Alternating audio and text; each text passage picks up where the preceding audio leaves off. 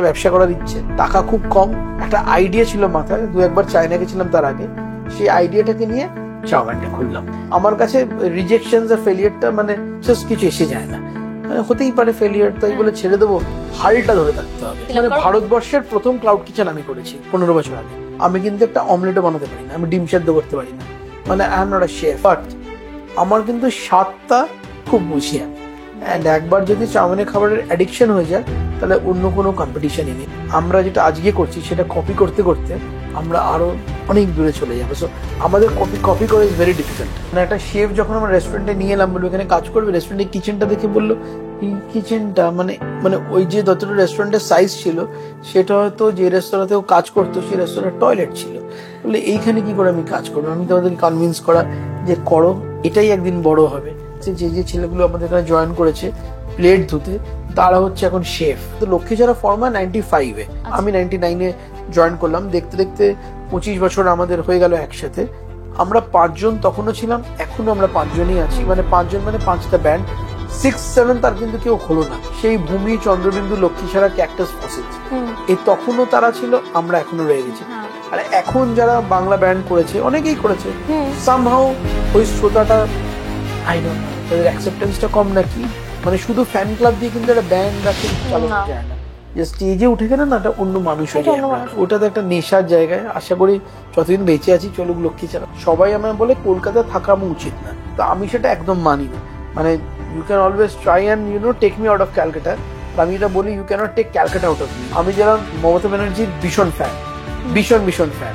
মানে ওইভাবে একজন মহিলা, মানে এত পুরুষ ডমিনেটেড আমাদের সোসাইটিতে, এরম ভাবে যে এই দাপটে রাজ্য চালিয়ে যাচ্ছে, যে যা বলুক, ওই বিশাল বড় ফ্যান।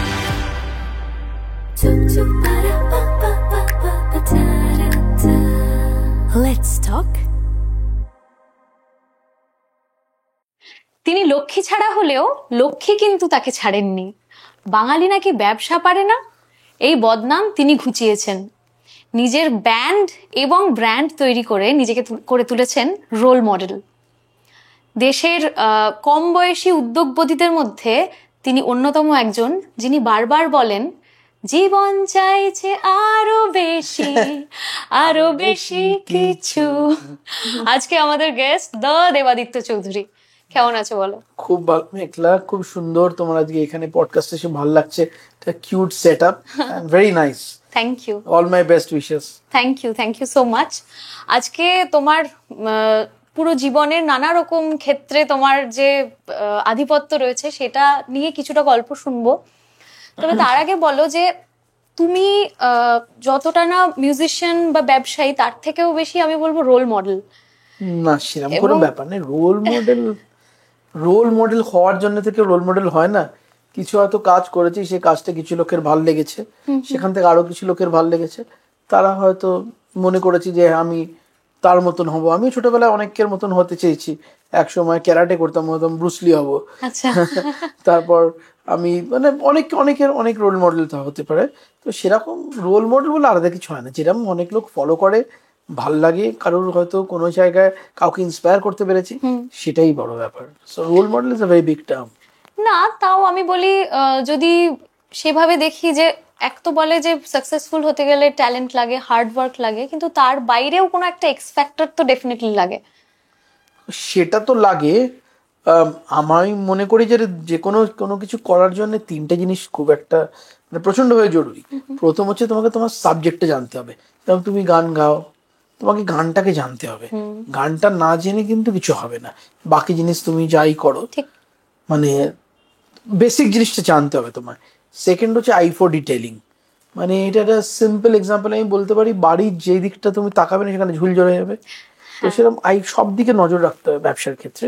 এসব এই নয় যে মানে সব কিছুতে ঢুকে পড়তে হবে। যেরকম আজকে আমাদের 52-53টা রেস্টুরেন্ট সারা ভারতবর্ষে ছড়িয়ে, আমি কি প্রত্যেকটা যেতে পারি, রোজ দেখতে পারি? কিন্তু একটা নজরদারি রাখতে হবে। And third, there is no substitute to hard work. মানে তোমাকে খাটতে হবেই। অ্যান্ড তুমি যখন উপরে উঠবে, তুমি কোনো এলিভেটর কিন্তু পাবে না, তোমাকে হেঁটে হেঁটেই উঠতে হবে। সো এই 3টে জিনিস আমার মনে করে খুব একটা মানে খুবই জরুরি জীবনে। আর অফকোর্স লাখ কিছু তো কাজ করে, আর বাকি জিনিসগুলো তো হয়ে যায়, জানো তো, করতে করতে করতে করতে হয়ে যায় যদি হওয়ার থাকে। কিন্তু অনেকেই ধরো রেস্টুরেন্টের বিজনেস শুরু করেছে, সেটা হয়তো মুখ থুবড়ে পড়েছে। তোমরাও তো ডেফিনেটলি হার্ডলস তো ফেস করেছো। প্রচন্ড ভাবে। হ্যাঁ, কিন্তু তোমরা থেমে যাওনি বা লাখ সাথ দিয়েছে না? কি এমন এক্স ফ্যাক্টর কি তোমার বিজনেসে আনলে যেটার জন্য? এটা এক্স ফ্যাক্টর আমি বলবো না, এটা পুরোটাই হচ্ছে না তো প্যাশন। মানে এই যে ব্যবসাতে আসা, এটাও মানে জাস্ট কি বলবো, আমাদের পুরো পরিবারে আমাদের আগের জেনারেশন, তার আগের জেনারেশন, তার আগের জেনারেশন, যত জেনারেশন আমি জানি কোনোদিন কেউ কোনোদিন ব্যবসা করেনি। আচ্ছা। সো আমরা প্রথম শুরু করি। ইনফ্যাক্ট রেস্তোরাঁ ব্যবসাটা আমি প্রথম শুরু করি। তো যখন শুরু করি তখন যেটা হয় বাঙালি পরিবারে, প্রথমে চাকরি না করে ব্যবসা করাটা একটা তো কোথাও না কোথাও সবার একটা মনে কোথাও এসেছিল যে এটা করতে দেওয়া হবে না, করা উচিত না, সেটা একটা ছিল। আর প্রথমেই তার আগে ছিলাম, মানে তার থেকেও বড় অপরাধী ছিলাম, সেটা ছিলাম আমি মিউজিশিয়ান। বাঙালি মিডল ক্লাস ফ্যামিলিতে মিউজিক আমি করছি, পুরোপুরি মিউজিক করছি, ফুল টাইম মিউজিক করছি। মানে কলেজে আমাদের লক্ষ্মী ছাড়া ফর্ম হলো, একের পর এক জিনিস হতে চলেছে। তো কিভাবে ব্যবসাটা এলাম, আমি ছোটবেলা থেকে খেতে খুব ভালোবাসি, মানে প্রচন্ডভাবে ভালোবাসি, মানে সব বাঙালি ভালোবাসে। কিন্তু আমাদের পরিবারের মানে আমার মায়ের কাজ ছিল সারাদিন যে আমি আর আমার দাদা কি খাবো সেটাই রান্না করা। মা খুব ভালো রান্না করেন, এখনো খুব ভালো রান্না করেন। তো মানে ওই ছোটবেলা থেকে বিভিন্ন খাবার দেখে দেখে শিখে শিখে, আমার বাবা বিদেশে থাকতেন, একটা জাপানিজ কোম্পানিতে চাকরি করতেন, তো জাপান থেকে প্রচুর খাবার নিয়ে আসতো। তো সেই সময় যখন জাপানি খাবার বলে কিছু হয় সেটা কেউ জানতো না, তখন আমরা সুশি খেয়েছি। অ্যান্ড আমার এই রেস্টুরেন্ট ব্যবসার পেছনে যেটা খুব কাজে দিয়েছে বা যেই জন্যে কিছুটা আমি এসেছি, আমরা যেখানে বড় হয়েছি সাউথ ক্যালকাটায়, জায়গাটার নাম হচ্ছে গরচা রোড। সে আমার বাড়ির প্রতিবেশী, মানে একদম আমার পাঁচিলের এদিক আর ওদিক ছিল একটা চাইনিজ রেস্টুরেন্ট। সেটা কলকাতার সবচেয়ে পুরনো, one of the oldest Chinese restaurant. ওর নাম ছিল কিমুয়া। তাই প্রত্যেকটা জায়গায় যখনই কথা বলি আমি ওনাদের ওই প্রসঙ্গটা তুলি। তো আমার যেটা বেডরুম, ওর জানলাটা খুললেই ওদের রেস্তোরাঁর কিচেনটা পড়তো। সকালবেলা থেকে, ছোটবেলা থেকে ওই গন্ধ মম করতো। যেটা এখন বলছি গন্ধ, সেটা তখন অনেকের কাছে দুর্গন্ধ ছিল, কারণ চাইনিজ খাবারের একটা অদ্ভুত ধরনের, যেরকম ট্যাংরায় গেলে তোমরা একটা ট্যানারি স্মেল পাও না, তোমরা একটা স্মেল আসতো। কিন্তু আমার কাছে ওই গন্ধটা খুব ভালো লাগতো। অ্যান্ড ছোটবেলায় যখন আমার 6 বছর বয়স, প্রথম আমি চাইনিজ খাবার খাই ওনাদের বাড়িতে। অ্যান্ড সেই থেকে চাইনিজ খাওয়ার প্রতি একটা ভালোবাসা। তারপর মাথায় ছিল কোনোদিন ব্যবসা করব। লক্ষ্মী ছাড়া হলো, বিভিন্ন জায়গায় শো করে বেড়াচ্ছি, দেশে বিদেশে বিভিন্ন জায়গায়। অ্যান্ড আমি যেটা করতাম, ধরো কোথাও একটা শো করতে গেছি কোনো শহরে বা কোনো দেশে, শো করাটা তো ডেফিনেটলি এটা প্রাইমারি অবজেক্টিভ ছিল। সেকেন্ডারি ছিল হচ্ছে সেখানকার খাওয়ার খাওয়া, মানে ওখানে কি পাওয়া যায় লোকাল রেস্টুরেন্টসগুলোতে, খেয়ে এসে ওই গল্পটা বন্ধুদেরকে করা যে এখানে এটা খেলাম, ওখানে এটা খেলাম। অ্যান্ড ওই সময় একটা রেডিওর চল এসেছিল, এফএম এর চল খুব, আমার এফএম এলো তখন, অনেক এফএম স্টেশন এলো। তো তখন 91.9 ওই যে ফ্রেন্ডস এফএম, সেখানে আমাকে একটা শো হোস্ট করতে বলা হয়। সেটার নাম ছিল খেতে খেতে শোনো। তো আমি খাওয়ার গল্প করতাম শোটাতে। আচ্ছা, খুব ইন্টারেস্টিং। তুমি সিরিজ ওয়াইজ করতে? একদম, প্রত্যেক বৃহস্পতিবার দিন সন্ধ্যেবেলা 7টা থেকে 8টা শোটা হতো, খেতে খেতে শোনো। তো ওইখানে আমি কি করতাম, এমন এমন রেস্তোরাঁর কথা বলতাম, সেই রেস্তোরাঁগুলো কিন্তু কোনো 5 স্টার রেস্টুরেন্ট নয় বা কোনো high end fine dining restaurant নয়। সেগুলো হচ্ছে ধরে নাও কোনো গলিতে কিছু পাওয়া যাচ্ছে, ব্রিজের নিচে কাটলেট পাওয়া যাচ্ছে, নর্থ ক্যালকাটায় কোথাও একটা রোলের দোকান আছে, কোথাও গেলাম ধরো বিদেশের কোনো জায়গায়, সেখানে ছোট ছোট রেস্তোরাঁর কথা বলতাম। মানে সেই রেস্তোরাঁগুলোতে এত ভালো খাবার পাওয়া যেত যেগুলো কেউ জানতো না, তাদের কথাটা ধরতাম আমরা, তুলে ধরতাম ওই শোতে। অ্যান্ড শোটা খুব পপুলার হয়ে গেল। তো আস্তে আস্তে শোটা পপুলার হলো, গান বাজনাও চলছে, একটা ব্যবসা করার ইচ্ছে, টাকা খুব কম, কোনোভাবে জমিয়ে টমিয়ে একটা আইডিয়া ছিল মাথায়, 2-1বার চায়না গেছিলাম তার আগে, সেই আইডিয়াটাকে নিয়ে চাউমিনটা খুললাম। অ্যান্ড তারপর তো একের পর এক চাউমিন খুললাম। তার 3 বছর বাদে অথ 1590 আমি আর আমার দাদা শিলাদিত্য একসাথে খুললাম।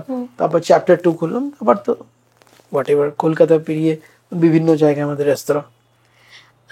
আমি আবার চাউমিনের কথা আবার আসবো, যেহেতু ছোটবেলাটা তুমি ছুঁয়ে গেলে, তোমার ছোটবেলাটা নিয়ে যদি একটু বলো, এবং আমাদের বড় হয়ে ওঠার পেছনে স্কুলিং বা ছোটবেলার নানা জিনিসপত্র, এই যেটা বললে তুমি তোমার বাড়ির সামনে একটা রেস্টুরেন্ট ছিল, সেটা খানিকটা ইন্সপায়ার করে, বা তোমার স্কুলিং বোধহয় সাউথ পয়েন্টে।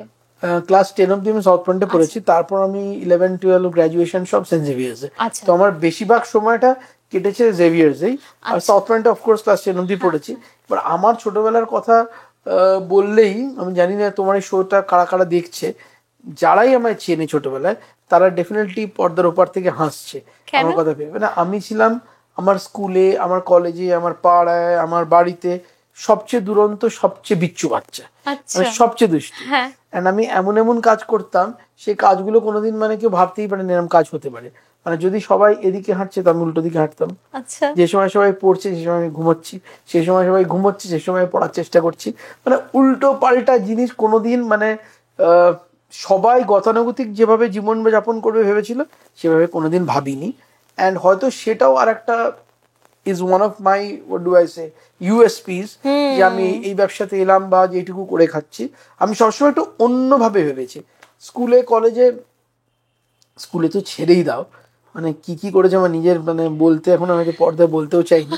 কলেজে যখন ঢুকলাম, কলেজে তখন আমি ক্লাস মানে কলেজে ঢোকাটাও খুব মজার ব্যাপার। আমার সাউথ পয়েন্টে যখন মাধ্যমিক শেষ হলো, রেজাল্টস বেরোলো, তখন আমাদের শর্ট লিস্টেড হয়েছিল 3টে কলেজ, মানে যেখানে আমি চান্স পেয়েছিলাম। তার মধ্যে ছিলাম South City College, St Xavier's College, আর একটা কোনো কলেজ। সাউথ সিটি কি নিয়ে মানে কমার্স পড়েছি, ক্লাস 11-12 কমার্স, তারপর মানে আমি কমার্সই মোটামুটি পড়েছি। Okay. তো তখন ছিল কমার্শিয়াল আর্টস ইয়েতে সেন্ট জেভিয়ার্স কলেজে। তো যখন আমি ভর্তি হব তখন south city and Xavier's, south city খুব ভালো কলেজ কিন্তু জেভিয়ার্সটা আরেকটু ভালো কলেজ। তো বাড়ির সবাই বলছে জেভিয়ার্সেই পড়তে হবে, জেভিয়ার্সেই পড়তে হবে। কারণ ঠিক আছে পড়বো, কিন্তু আমার একটা পিয়ানো ক্লাস হতো, সেই পিয়ানো ক্লাসটা ওই জেভিয়ার্সের টাইমের সাথে, তখন জেভিয়ার্সের কমার্শিয়াল আর্টস ক্লাসটা দুপুরবেলা হতো, তখন ওটা ক্ল্যাশ করছিল। তো আমি কিছুতেই জেভিয়ার্সে ঢুকবো না, মানে ঢুকবো না, বাড়ি থেকে চাপ দিচ্ছে জেভিয়ার্সে ঢুকতে হবে। যেদিন নাম বেরোবার কথা সেদিন গিয়ে আমি একটা হোয়াইটনার দিয়ে আমার যে ওই তালিকা বেরোয় নামের, আমার নামটা হোয়াইটনার দিয়ে হোয়াইট করে দিয়েছিলাম যাতে বাড়ির লোক বোঝে যে আমার নাম বেরোয়নি। তো হলো সেটা কোথায়, কলেজে? কলেজে, সেন্ট জেভিয়ার্স কলেজে। মানে আমি পড়বো না, আমি এখন সাউথ সিটিতেই পড়বো। সামহাউ কলেজের ওটা করার পরে 1-2 দিন কলেজে ঘোরাফেরা করছিলাম, তখন আমার সাথে আমার 2 বন্ধুর আলাপ হয়, গৌরব চট্টোপাধ্যায় অ্যান্ড সংকেত ভট্টাচার্য, মানে গাবু অ্যান্ড পাঙ্কু। তাদের সাথে লক্ষ্মীছাড়া ফর্ম হয় 1999-এ। মনে হয়েছিল ওদের সাথে থেকেই আমার গান বাজনাটা হবে, তাই জন্য প্ল্যানটা ক্যান্সেল করে দিয়ে সেন্ট জেভিয়ার্সেই অ্যাডমিশন নিলাম, অ্যান্ড লক্ষ্মীছাড়া হ্যাপেন্ড। তো আমরা যখন ক্লাস 12-এ পড়ি, মানে 2000 সালে আমাদের প্রথম অ্যালবাম রিলিজ হয় ক্লাস 12-এ, সেটার নাম ছিল মেঘমল্লার। আচ্ছা, অ্যান্ড গানটা খুবই জনপ্রিয় হয়েছিল মেঘমল্লার, ফাদারও রিলিজ করেছিল। কলেজে যখন সেকেন্ড ইয়ারে পড়ি তখন আমাদের জীবনের একটা টার্নিং পয়েন্ট, তখন আমাদের জীবন চাইছে আরো বেশি অ্যালবামটা রিলিজ হয়। অ্যান্ড ওই গানটা প্রচন্ডভাবে জনপ্রিয় হয়ে ওঠে। মানে তখনকার দিনে তো বাংলা ব্যান্ড ছিল, বা তখন তো ফিজিক্যাল ফরম্যাট আমাদের ক্যাসেট বেরোতো, তো ওই অ্যালবামটা প্রচন্ডভাবে জনপ্রিয় হয়েছিল, মানে প্রচন্ড। অ্যান্ড আমাদের প্রচুর শোজ হচ্ছে, ঘুরছি বেড়াচ্ছি সবকিছু করছি, গান বাজনা করছি। আর সবচেয়ে মজার ব্যাপারটা, মানে সেটা 11-12-এই তোমরা শো প্রচুর করে বেড়াচ্ছ? প্রচুর প্রচুর। আর first year, second year, third year তো মানে বিয়ন্ড ইমাজিনেশন, কারণ তখন ছিল গোল্ডেন, কি বলবো, গোল্ডেন এরা বাংলা ব্যান্ড। এখন somehow it's dying down, but আছে, আমি বলবো না যে এখনো পপুলারিটিটা নেই, বাট তখন একটা মানে বাংলা ব্যান্ডটাই মেন স্ট্রিম ছিল, সারাক্ষণ এফএম এ আমাদের গান চলছে, মানে অদ্ভুত ভাবে জনপ্রিয় ছিল বাংলা ব্যান্ড এই মুভমেন্টটা। তো এই চলছে, শোজ করে বেড়াচ্ছি, কলেজ হচ্ছে, দেন তার মাঝখানেই চাউমিনটা শুরু হলো। কলেজটা ঠিক পাশ করেই আমি ঠিক করলাম এটা করবো করবো করবো করবো। টাকা পয়সা ছিল না, খুব অল্প টাকা জমিয়ে, আমি জানি না তুমি আমাদের কোনোদিন প্রথম চাউমিনটা গেছে কিনা, গলফ ক্লাব রোডে ছোট্ট একটা রেস্টুরেন্ট, 300 স্কোয়ার ফিটের রেস্টুরেন্ট, সেখানে প্রথম গিয়ে ওটা খোলা হলো, তারপর বাকিটা একের পর এক একের পর এক হয়েছে। না, তুমি যতটা সহজ ভাবে বলছো ততটা সহজ তো নয়। সহজ নয় এখন, মানে অফকোর্স এখন যখন একটা লোক একটা কিছু করে ফেলে তারপর তো সহজই মনে হয়। প্রথম দিকে ওয়াজ ভেরি ডিফিকাল্ট, জায়গা কেউ দিচ্ছিল না, কারণ আমি একজন, বয়সটা তো অনেকটাই কম ছিল, 19 বছর বয়স তখন, 19 বছরের, মানে কলেজ থেকে যখন পাস করি তখন আমার বয়স 21 বছর।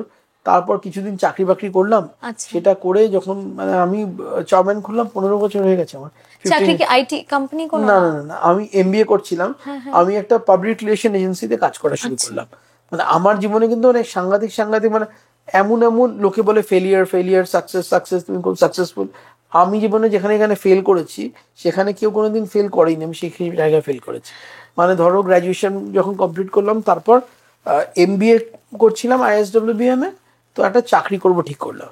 তো জেট এয়ারওয়েজ তখন ছিল, এয়ারলাইন্স, তো ওখানে ইন্টারভিউ দিতে গেলাম, গ্রাউন্ড স্টাফের ইন্টারভিউ। আচ্ছা, ওখানে টোটাল 13 জনকে ডেকেছিল, 12 জনের চাকরি হয়েছিল, একজনকে নেয়নি, যেটা ছিলাম আমি। তো মানে এরম আমার জীবনে এমন এমন ভাবে মানে রিজেকশনস হয়েছে, তো সেটা নিয়ে মানে আমার কাছে রিজেকশনস আর ফেলিয়ারটা মানে জাস্ট আমার এখনো মানে জাস্ট কিছু এসে যায় না। মানে হতেই পারে ফেলিয়ার, তাই বলে ছেড়ে দেবো? হালটা ধরে থাকতে হবে, মানে কনস্ট্যান্ট ট্রাই করে যেতে হবে, একটার পর একটা, মানে ওই নইলে জিনিসটা দাঁড়াবে না। মানে খরগোশ আর কচ্ছপের যে ওই সেই রেস হয়েছিল না, যদি কচ্ছপ বসে যেত তাহলে কিন্তু হেরেই যেত। ও যে কচ্ছপটা হেঁটে হেঁটে হেঁটে হেঁটে গেল, তাই জন্য কিন্তু রেসটা জিতলো। তো আমারও ওটা একটা ব্যাপার, মানে কোনো কিছু ছাড়ি না, ধরতে থাকি, করতে থাকি, দেখা যাক কি হবে।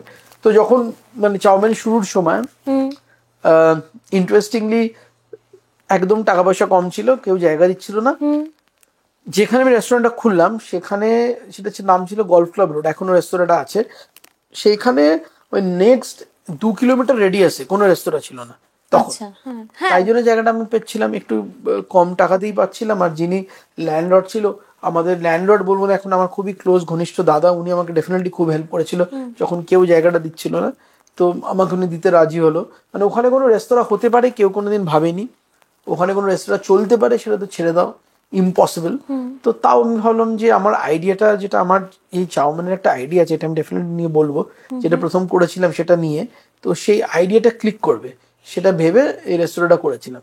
এবার যখন যেদিন ওই এগ্রিমেন্ট সাইন হচ্ছে, তো এগ্রিমেন্টে একটা জায়গায় উইটনেসে সাইন করতে হয়, তো আমার একটা কাকে উইটনেস নিয়ে যাবো। তো আমার প্রাণের বন্ধু, তোমরা খুব ঘনিষ্ঠ, দেবুদাকে বললাম চলো দেবুদা আমার উইটনেসে সাইন করে, বলে আমায় কি করতে হবে, আমার কিছু নিয়ে নেবে না, তোমার কিচ্ছু নেবে না, তুমি চলো। সে দেবুদা গিয়ে ওখানে উইটনেসে সাইন করলো। অ্যান্ড 15 বছর আগে, এবছর চাউমিনের 15 বছর কমপ্লিট হবে, দেখতে দেখতে চাউমিন শুরু হলো। সো অফকোর্স অনেক একটা আনসার্টেনটি ছিল যে হবে কি হবে না, কিন্তু একটা অদ্ভুতভাবে বিশ্বাসও ছিল যেটা হবে। কারণ আমি মানে কেন চাউমিন হলো, তখন অলরেডি অনেক চাইনিজ রেস্টুরেন্ট সারা কলকাতায় আছে, ট্যাংরা আছে, পার্ক স্ট্রিটের রেস্টুরেন্ট আছে, তাহলে কেন লোকে চাউমিনে খেতে আসবে? তো চাউমিন খোলার আগে কিছু বছর আমি প্রচুর চায়নায় গেছিলাম R&D করতে, কি খাবার পাওয়া যায়, কিভাবে কি দিতে পারি, কি ক্রকারিজ ওরা ইউজ করে। বাবার সাথে না এমনি ঘুরতে, নাকি ঘুরতে ঘুরতে কাজে, আমি তো চাকরি করতাম তখন, মানে যেতাম, মানে আমার একটা শখের মধ্যে ছিল, আমার খুব মানে ঘোরার একটা খুব শখ আছে, আজকেও মানে এখনো খুব শখ আছে। তো আমি যেটা ভেবেছিলাম, আমি অ্যালফ্রেড ফোর্ডের খুব ফ্যান। অ্যালফ্রেড ফোর্ড হচ্ছে যে ফোর্ড অটোমোবাইলস যার, তো উনি বলেছিলেন যে ও যেটা করেছিল, যেটা ডেমোক্রেটাইজিং অটোমোবাইল, মানে মধ্যবিত্ত, উচ্চ মধ্যবিত্ত এবং এক্সট্রিম রিচ সবার জন্য অটোমোবাইল নিয়ে এসেছিল। তুমি আজকে ফোর্ড গাড়ি দেখো, ফোর্ডের ছোট গাড়িও আছে, এটা অল্প দামের, আর ফোর্ডের হাই এন্ড গাড়ি আছে, লাইক ফোর্ড ম্যাস্ট্যাং, কোটি কোটি টাকা দাম। তো সবাই যাতে অটোমোবাইল ইউজ করতে পারে, সেটা ছিল ওনার ফিলোসফি। তো আমার যখন আমি চাউমিন শুরু করেছিলাম, আমার যে ফিলোসফিটা ছিল সেটা হচ্ছে ফাইন ডাইনিং ফর এভরিওয়ান, মানে ডেমোক্রেটাইজিং ফাইন ডাইনিং, সবাই যাতে ফাইন ডাইনিং অ্যাভেল করতে পারে। তাই জন্য আমার কনসেপ্টটা ছিল ছোট্ট ছোট্ট রেস্টুরেন্ট হবে, ইন্টেরিয়ার্স গুলো অ্যাবসলিউটলি একটা fine dining interior, crockeries cutleries the best, খাবারটা better than fine dining, but একটা ভেরি অ্যাফোর্ডেবল প্রাইসিং। কারণ মিডল ক্লাস, মানে এটা সারা বিশ্বে একটাই প্রবলেম, যে সারা পৃথিবীতে মিডল ক্লাস কিন্তু সবচেয়ে বেশি বাইরে খায়। যারা HNI বা যারা বড় লোক, প্রচুর যাদের টাকা, তারা কিন্তু বেশি বাইরে খায় না, তারা অনেক বেশি স্বাস্থ্য সচেতন, কম খাবো। মিডল ক্লাস প্রচুর খায়, এই প্রচুর মিডল ক্লাসদেরকে আমি টার্গেট করেছিলাম। তো কেন এই রেস্তোরাঁটা? মিডল ক্লাস লোক, মানে অধিকাংশ, স্পেশালি কলকাতাতে প্রচুর লোকের প্রচুর টাকা আছে যারা বাইরে খেতে চায়, কিন্তু ফাইন ডাইনিং এ গিয়ে খাবো, কিভাবে জামা কাপড় পরতে হবে, যে খাবো পাশের লোকটা কি বলবে। মানে তুমি যদি আজকে আমার মাকেও যদি বলি, মা চলো একটা আমরা 5 স্টার খেতে যাবো, কোনো একটা হোটেলে খেতে যাবো, এতদিন বাদে মা বলে না না থাক না, ছেড়ে দে না, বাড়িতে খাবার নিয়ে। কারণ হচ্ছে একটাই, যে আমি যে যাবো, আবার জামা কাপড় পরতে হবে, কে কিভাবে দেখবে, আমি কাঁটা চামচটা কিভাবে ধরবো, এটা একটা প্রবলেম ছিল। তো সেই প্রবলেমটাকে আমি ব্রেক করলাম, যে ছোট ছোট ফাইন ডাইনিং আউটলেট আপনার পাড়ায় আমি নিয়ে এলাম, নেবারহুড ফাইন ডাইনিং, গলি গলিতে ফাইন ডাইনিং। তুমি যদি চাউমিনে, আমি শিওর গেছো তুমি, আমি হ্যাঁ ওই আউটলেটটাই যাইনি, তবে অন্য যে কোনো আউটলেটে যাবে দেখবে এটা খুব নিট ইন্টেরিয়ার, মানে very high end interior, Chinese একটা end very high end interior, আর প্রাইসিংটা দেখবে ভেরি অ্যাফোর্ডেবল। মানে যে কোনো লোক, একটা মধ্যবিত্ত পরিবারকে একটা ফাইন ডাইনিং এর স্বাদ দেওয়ার একটা very affordable pricing. And that idea clicked, একটার পর একটা খুলে গেলাম। ডেলিভারি মডেলটা আমার খুব সাকসেসফুল হয়ে গেল। হ্যাঁ, আমি ওটা নিয়ে জিজ্ঞেস করবো ভাবছিলাম। মানে ভারতবর্ষের প্রথম ক্লাউড কিচেন আমি করেছি 15 বছর আগে। তখন ক্লাউড কিচেন বলে কিছু হয় শব্দটা জানতাম না, বাট কি হয়েছিল, রেস্টুরেন্টটা খুব ছোট পড়ে গেছিল, এত অর্ডার আসছিল। তার মানে রেস্তোরাঁর পাশে একটা জায়গায় নিয়ে একটা কিচেন বানিয়েছিলাম যেখান থেকে ডেলিভারির খাবারগুলো যাচ্ছিল। ওকে, সো তখন জানতাম না এটাকে ক্লাউড কিচেন বলে, তখন আমরা এটা বেস কিচেন বলে তখন কি চালাতাম। ফোনে জাস্ট অর্ডার ফোনে আসতো? অর্ডার আসতো, আমাদের মেনু কার্ড ডিস্ট্রিবিউট করতাম, ওখানে নাম নাম্বার ওকে ছিল, ওকে ওকে, লোকে ভাবতো ওই চাউমিনের আউটলেট থেকে যাচ্ছে, অ্যাকচুয়ালি ওই কিচেন থেকে যাচ্ছে। হ্যাঁ so that was the start point. And প্রথম দিন থেকে আমাদের বাইকস, নিজেদের ব্র্যান্ডিং, ব্র্যান্ডেড বাইকস, ইউনিফর্ম পরে ছেলেরা ডেলিভারি করছিল, 2টো ছেলে দিয়ে শুরু হয়েছিল। আজকে ভারতবর্ষের সবচেয়ে বড় ডেলিভারি ফ্লিট আমার, মানে চাইনিজ রেস্টুরেন্টের সবচেয়ে বড় ডেলিভারি ফ্লিট আমার। অ্যান্ড সামহাউ ক্লিক করে গেছে পুরো ব্যাপারটা, কনসেপ্টটা। আমরা যেই যে শহরে আছি, কলকাতা, দিল্লি, ব্যাঙ্গালোর, হায়দ্রাবাদ, বম্বে, সব জায়গায় চাউমিন আছে। আমরা সুইগি জোম্যাটোতে সবচেয়ে বেশি হাইয়েস্ট অর্ডার্ড চাইনিজ রেস্টুরেন্ট হচ্ছে চাউমিন, ন্যাশনালি, কলকাতাতে না।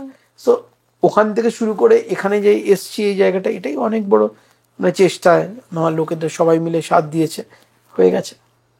তো এখন যেমন প্রচুর, আগে মানে তোমরা যে সময় স্টার্ট করেছিলে সেই সময় এত রেস্টুরেন্ট ছিল না কলকাতায়, এখন যেরকম প্রচুর রেস্টুরেন্ট হয়ে গেছে, তো কম্পিটিশনও হাই, এবং তোমাদের মডেলটা ফলো করেও হয়তো অনেকে করেছে। হ্যাঁ, তো সেইখানে নিজেদের স্বকীয়তা বজায় রাখা এবং সেই জায়গাটা ধরে রাখা, এটাও একটা তো প্রথম কথা ভীষণ ইম্পর্টেন্ট। সেই সাথে 52তম না 53তম কত বললে? 53rd 53rd আউটলেট ওপেন তোমাদের, লেটেস্ট বোধহয় মুম্বাইয়ে। হ্যাঁ হ্যাঁ, আন্ধেরি ওয়েস্টে।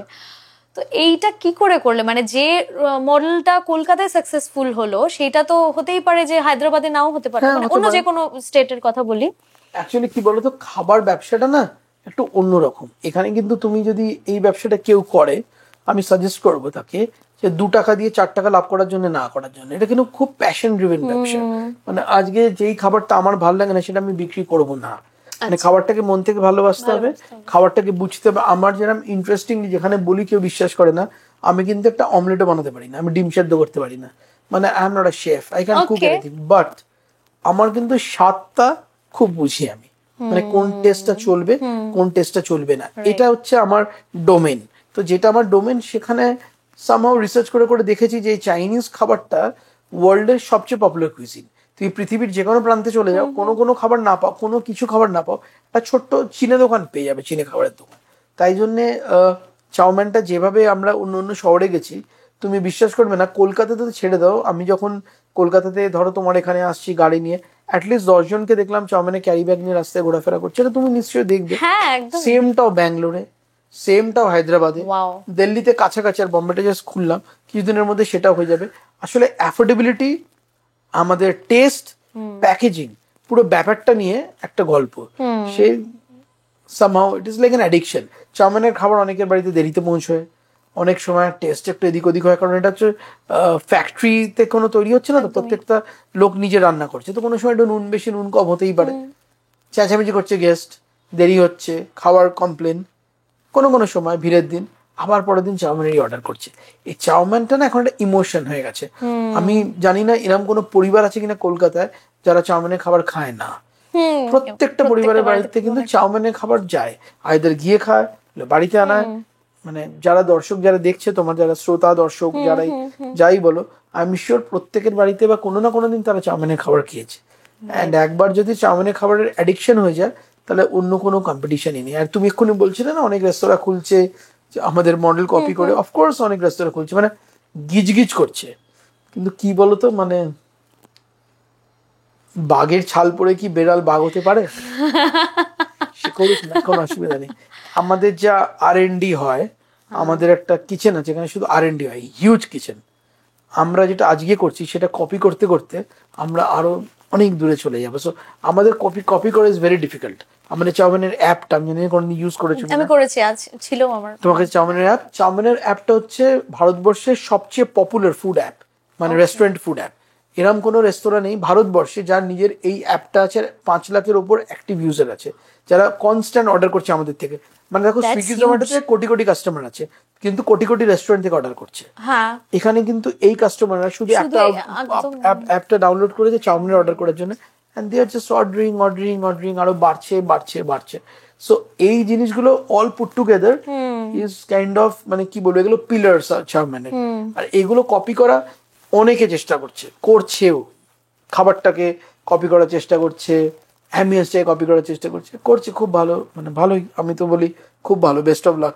ছোটবেলায় আমি যখন ছোট ছিলাম বেল বটমস প্যান্ট পরতাম অমিতাভ বচ্চনের মতন, তারপর কখনো জিতেন্দ্রের মতো সাদা জামা সাদা প্যান্ট হতো, জিতেন্দ্র হবো। জিতেন্দ্র কি হতে পারে কেউ?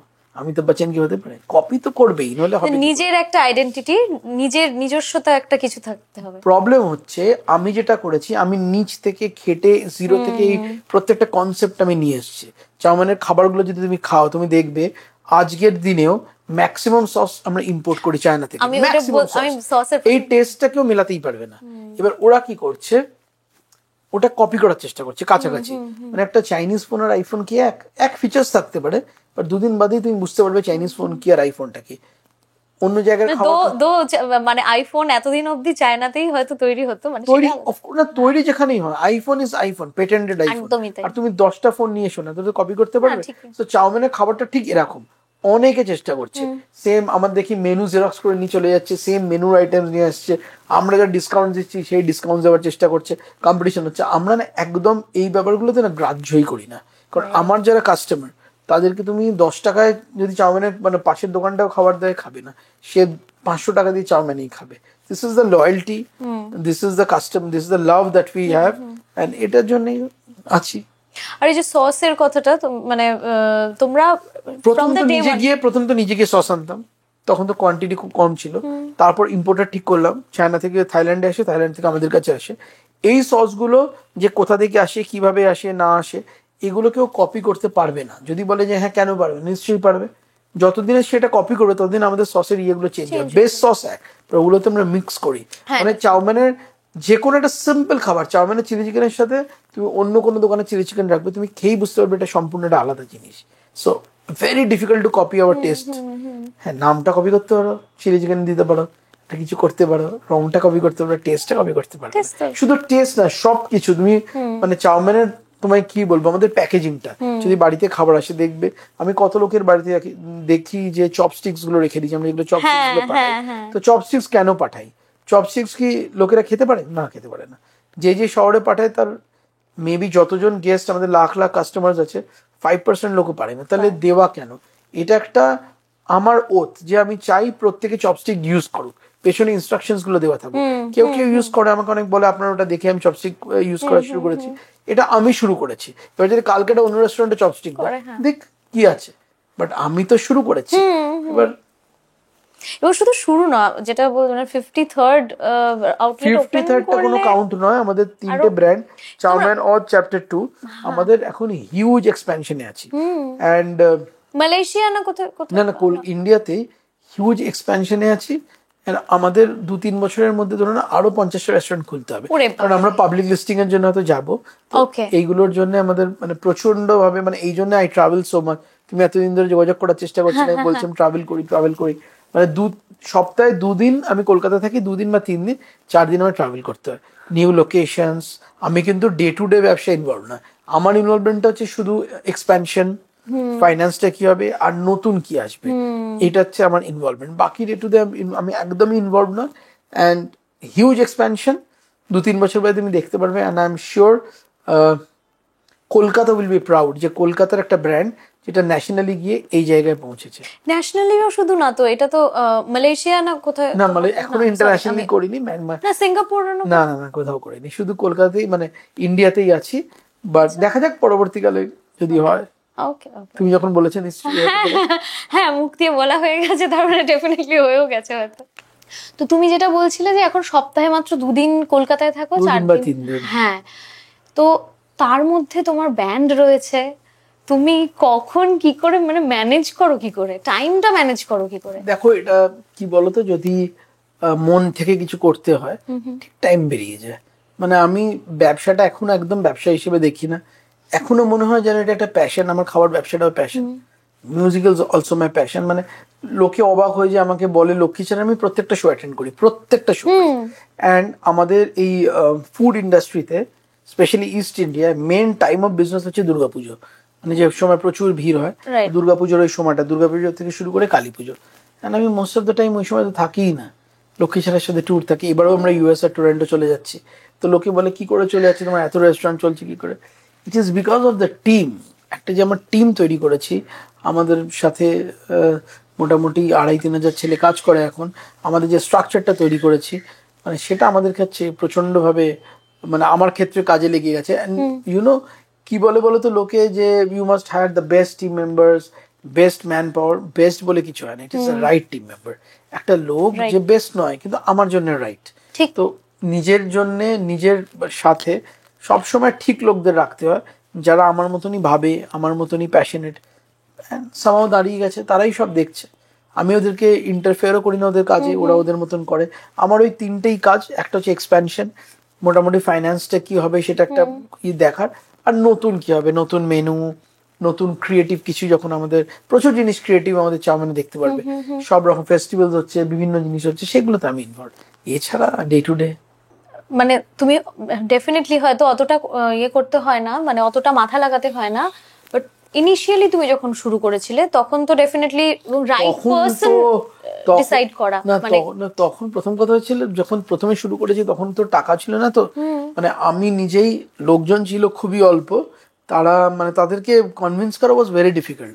মানে একটা শেফ যখন আমরা রেস্টুরেন্টে নিয়ে এলাম, বলবো এখানে কাজ করবে, রেস্টুরেন্টের কিচেনটা দেখে বললো এই কিচেনটা, মানে মানে ওই যে যতটা রেস্টুরেন্টের সাইজ ছিল, সেটা হয়তো যে রেস্তোরাঁতেও কাজ করতো সেই রেস্তোরাঁর টয়লেট ছিল। বলে এইখানে কি করে আমি কাজ করবো, আমি তাদেরকে কনভিন্স করা যে করো, এটাই একদিন বড় হবে। অনেকে ছেড়ে চলে গেল, বাট প্রথম দিন থেকে যারা আমার সাথে রয়ে গেছে তারা কিন্তু এখনো রয়ে গেছে। মানে আমি আমার ব্যবসা শুরু করেছি চাউমিনের ভিত একজন, সেটা হচ্ছে শেফ রাম বলে একজন, রাম ও নেপাল থেকে ওটা বড় রেস্তোরাঁতে কাজ করছিল, সেখান থেকে ওকে নিয়ে এসেছিলাম। কেউ রাজি হচ্ছিল না, ও রাজি হচ্ছিল, মানে হয়েছিল, সামা কনভিন্স করেছিলাম। ও কিন্তু 15 বছর ধরে আমার সাথেই আছে, এখন একটা ও এক্সিকিউটিভ শেফ, মানে ও আমার থেকে বেশি ট্রাভেল করে, বিভিন্ন শহরে গিয়ে গিয়ে ট্রেনিং করাচ্ছে, নতুন মেনু করাচ্ছে। এরকম সবাই সবাই আমার সাথে যারা প্রথম দিন থেকে শুরু করেছে, কেউ আমায় ছাড়েনি, আমিও তাদেরকে ছাড়িনি। সো চাউমিনের কেস স্টাডিটা আর একটা কি বলতো, কোথা থেকে শুরু করবো? আচ্ছা, ধরো আমার পাড়ায় একটা লোক, সে মুরগি বিক্রি করছে, ছোটবেলা থেকে দেখছি গড়চিয়া রোডে ছোটভাবে মুরগি বিক্রি করছে। আমি যখন প্রথম রেস্তোরাঁ করি, কেউ আমাকে ক্রেডিটে কোনো কিছু সাপ্লাই করতো না, কারণ আমি একটা ছোট্ট দোকান করেছি, রেস্তোরাঁও বলা চলে না। তো আমিও সেটাকে কনভিন্স করেছিলাম, বলে তুই আমার জন্য দিবি। ওটা সাইকেল করে করে আমার ওখানে মুরগি দিতে আসতো। সেখান থেকে সেই ভেন্ডারটা আজকের দিনের দাঁড়িয়ে কলকাতার ধরে নাও সবচেয়ে বড় ভেন্ডারের মধ্যে একজন, সে এখন চিকেন সাপ্লায়ার্স হয়ে গেছে। ওই সাইকেল করে আসতো, তার এখন কয়েকটা কোল্ড ভ্যানস আছে যেগুলো গিয়ে সাপ্লাই করে আমাদেরকে, কেন অনেক জায়গায় করে। কিন্তু ও আমার স্বাদটা কোনোদিনও ছাড়েনি, আমিও ছাড়িনি। এরকম কত এক্সাম্পল আছে আমাদের। আমাদের কি বলতো, চাউমিনের একটা পলিসি আছে, আমরা বাইরে থেকে খুব সিনিয়র লোক আনি না, আচ্ছা, একদম জুনিয়ররা সিনিয়র হয়। আমাদের ইন্ডাস্ট্রিতে বলে ইউটিলিটি, যারা প্লেট টেট ধোয়। আমাদের এখানে কত এক্সাম্পল আছে, যে যে ছেলেগুলো আমাদের এখানে জয়েন করেছে প্লেট ধুতে, তারা হচ্ছে এখন শেফ। শেফ মানে শুধু জাস্ট শেফ নয়, এক একটা ইউনিট চালাচ্ছে, দিল্লিতে চালাচ্ছে, বম্বেতে চালাচ্ছে। তারা কিন্তু আমাদের এখানে ইউটিলিটিকে জয়েন করেছে 14 বছর আগে, 15 বছর আগে, কেউ 10 বছর আগে। সেখান থেকে ট্রেনিং দিয়ে দিয়ে দিয়ে দিয়ে উঠেছে। তো তার যে লয়্যালটিটা, তার যে ভালোবাসাটা, সেটা আমি বাইরে থেকে 5 ডবল টাকা দিলেও কিন্তু আমি পাবো না। এই ভালোবাসাটা রয়েছে। আমরা একটা স্কুলের মতন কনস্ট্যান্ট শেখাতে থাকি, ওদেরকে ট্রেন করিয়ে করিয়ে করিয়ে করিয়ে, মানে জাস্ট ওদেরকেই পারফেক্ট করতে হবে, এটা মাথায় ঢোকাতে হবে। অত কিছু জেনে আসবে না, আমি নিজে কিছু জানি না, আজকেও জানি না, জানতামও না।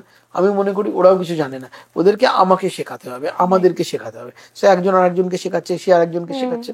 তাই কত ডেলিভারি ছেলে এখন আমাদের ম্যানেজার, ডেলিভারিতে জয়েন করেছিল, বাইক চালাচ্ছিল, সেখান থেকে আমাদের আউটলেট চালাচ্ছে। শুধু আউটলেট চালাচ্ছে না, মানে হাইয়েস্ট সেলিং আউটলেটস গুলোর মধ্যে এগুলো চালাচ্ছে।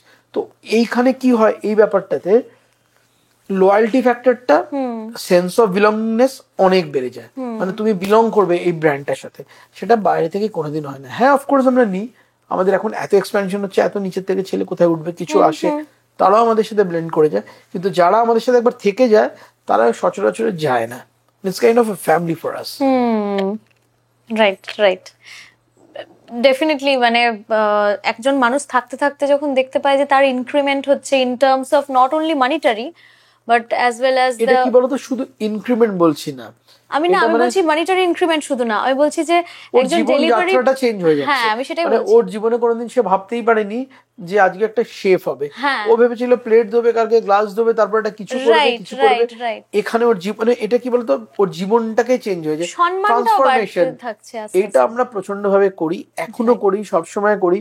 অ্যান্ড আমাদের তোমার কত এক্সাম্পলস দেবো, এরকম কত এক্সাম্পলস যারা আমাদের এখানে কাজ করবে, তুমি আজকে দেখবে ছেলেটাকে দেখে মানে কি পলিশ, ছেলেটা কত কিছু জানে, কেউ জানতোই না, এই ছেলেটা অন্য প্রফেশনের।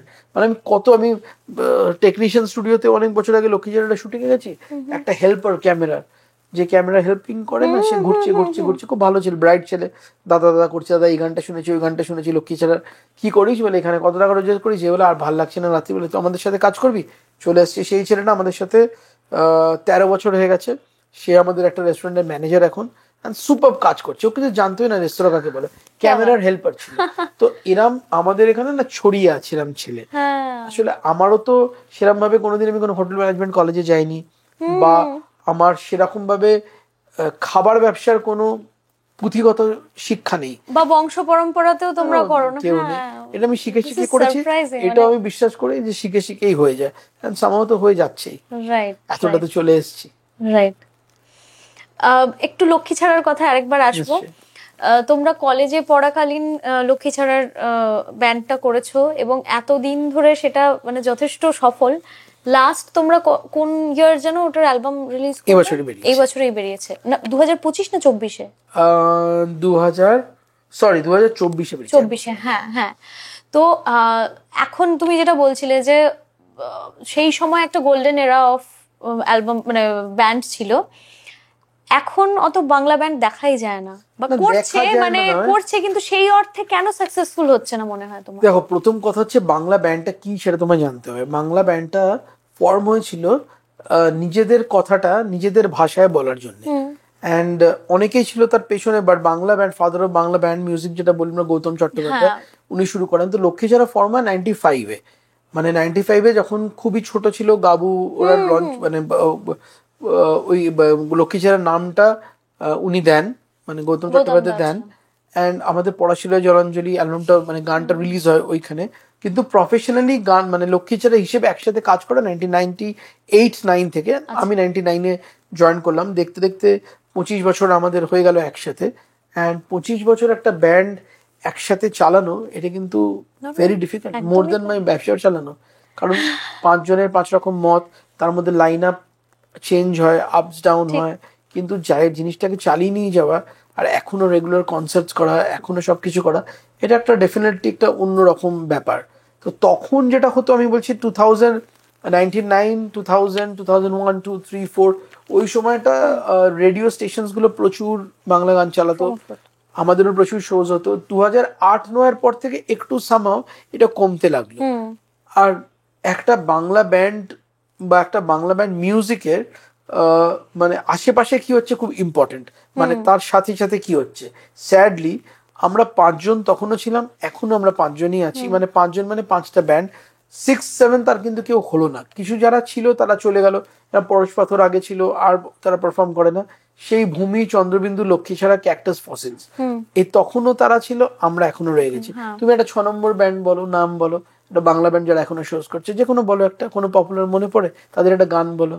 তুমি তো নিজে গান বাজনায় আছো, you are such a nice singer, তুমি বলো তোমার, তুমি তো ফলো করে মিউজিক, কোনো ব্যান্ডের কথা মনে পড়ে না, সেইভাবে তো সাস্টেইন পড়ে না, এটাই ডিফিকাল্ট। আর এখন যারা বাংলা ব্যান্ড করেছে, অনেকেই করেছে, সামহাউ ওই শ্রোতাটা, আই ডোন্ট নো তাদের অ্যাকসেপ্টেন্সটা কম নাকি, যতক্ষণ না আরো বাংলা ব্যান্ড আসবে, আরো নতুন নতুন ব্যান্ড আসবে, ততক্ষণ না এটা তাদের মুভমেন্ট আর বাড়বে না। এই 5 জন আমরা যতটা পারছি টেনে নিয়ে যাচ্ছে, এখন ওই শোজ হয় 5 জনকে নিয়ে, ছোটখাটো আরো এদিক ওদিক যেগুলো হচ্ছে সেগুলোকে আমি বাদ দিলাম। মানে বলছি যাদের গান এখনো লোকেরা শোনে, গাড়িতে শুনছে, বাড়িতে শুনছে, সেটা কিন্তু 6 নম্বর এখনো কেউ হয়নি। হ্যাঁ, মানে এটা হলো নাটা কেন, মানে আমি কেন জিজ্ঞেস করছি, যেরকম ফসিলস, ক্যাকটাস বা লক্ষ্মী ছাড়া সবার গানের কথার মধ্যে বা সুরের মধ্যে একটা এমন কিছু ম্যাজিক থাকে, শুধু কি সেটা নাকি? সেটা তো একটা ফ্যাক্টর বটেই। এখন যারা যেই বাংলা ব্যান্ডস আমি দেখি, আমি খুব কম ফলো করি যদিও, বাট যেগুলো দেখি তারাও খুব ভালো, তাদের কথাও খুব ভালো, তাদের মিউজিক্যালি তারা অনেক অ্যাডভান্সড। আমরা তো ওই বয়সে আমরা কিছু জানতামই না, অনেক বেশি অ্যাডভান্সড। ইউটিউবে অনেক কিছু শেখা যায়, সেগুলো শিখেছে, টেকনিক্যালি অ্যাডভান্স। এর মধ্যে কনসার্ট দেখি, প্রচুর ব্যান্ডসে দেখি, খুব ভালো, কিন্তু সামহাউ শ্রোতাদের কাছে ওদের অ্যাকসেপ্টেন্সটা হচ্ছে না, কোথাও তো ফেল করছে, যেটা আমি ঠিক বলতে পারবো না, মানে ভাবে অ্যানালিসিস করিনি, হয়তো লিরিক্যালি ফেল করছে, সাউন্ডে ফেল করছে। ওই গুটি কয়েক অডিয়েন্স আছে, নিজেদের ফ্যান ক্লাব, যাদের কয়েকজন শুনছে, মাস, উই টক অ্যাবাউট দ্য মাস। মাস। মানে শুধু ফ্যান ক্লাব দিয়ে কিন্তু একটা ব্যান্ড বা একটা কিছু চালানো যায় না। মানে তোমাকে ভালো রাখতে হবে, তোমার বাড়ির লোককে ভালো রাখতে হবে, উবেরের ড্রাইভারের ভালো রাখতে হবে, সবাইকে গানটা ভালো রাখতে পারে।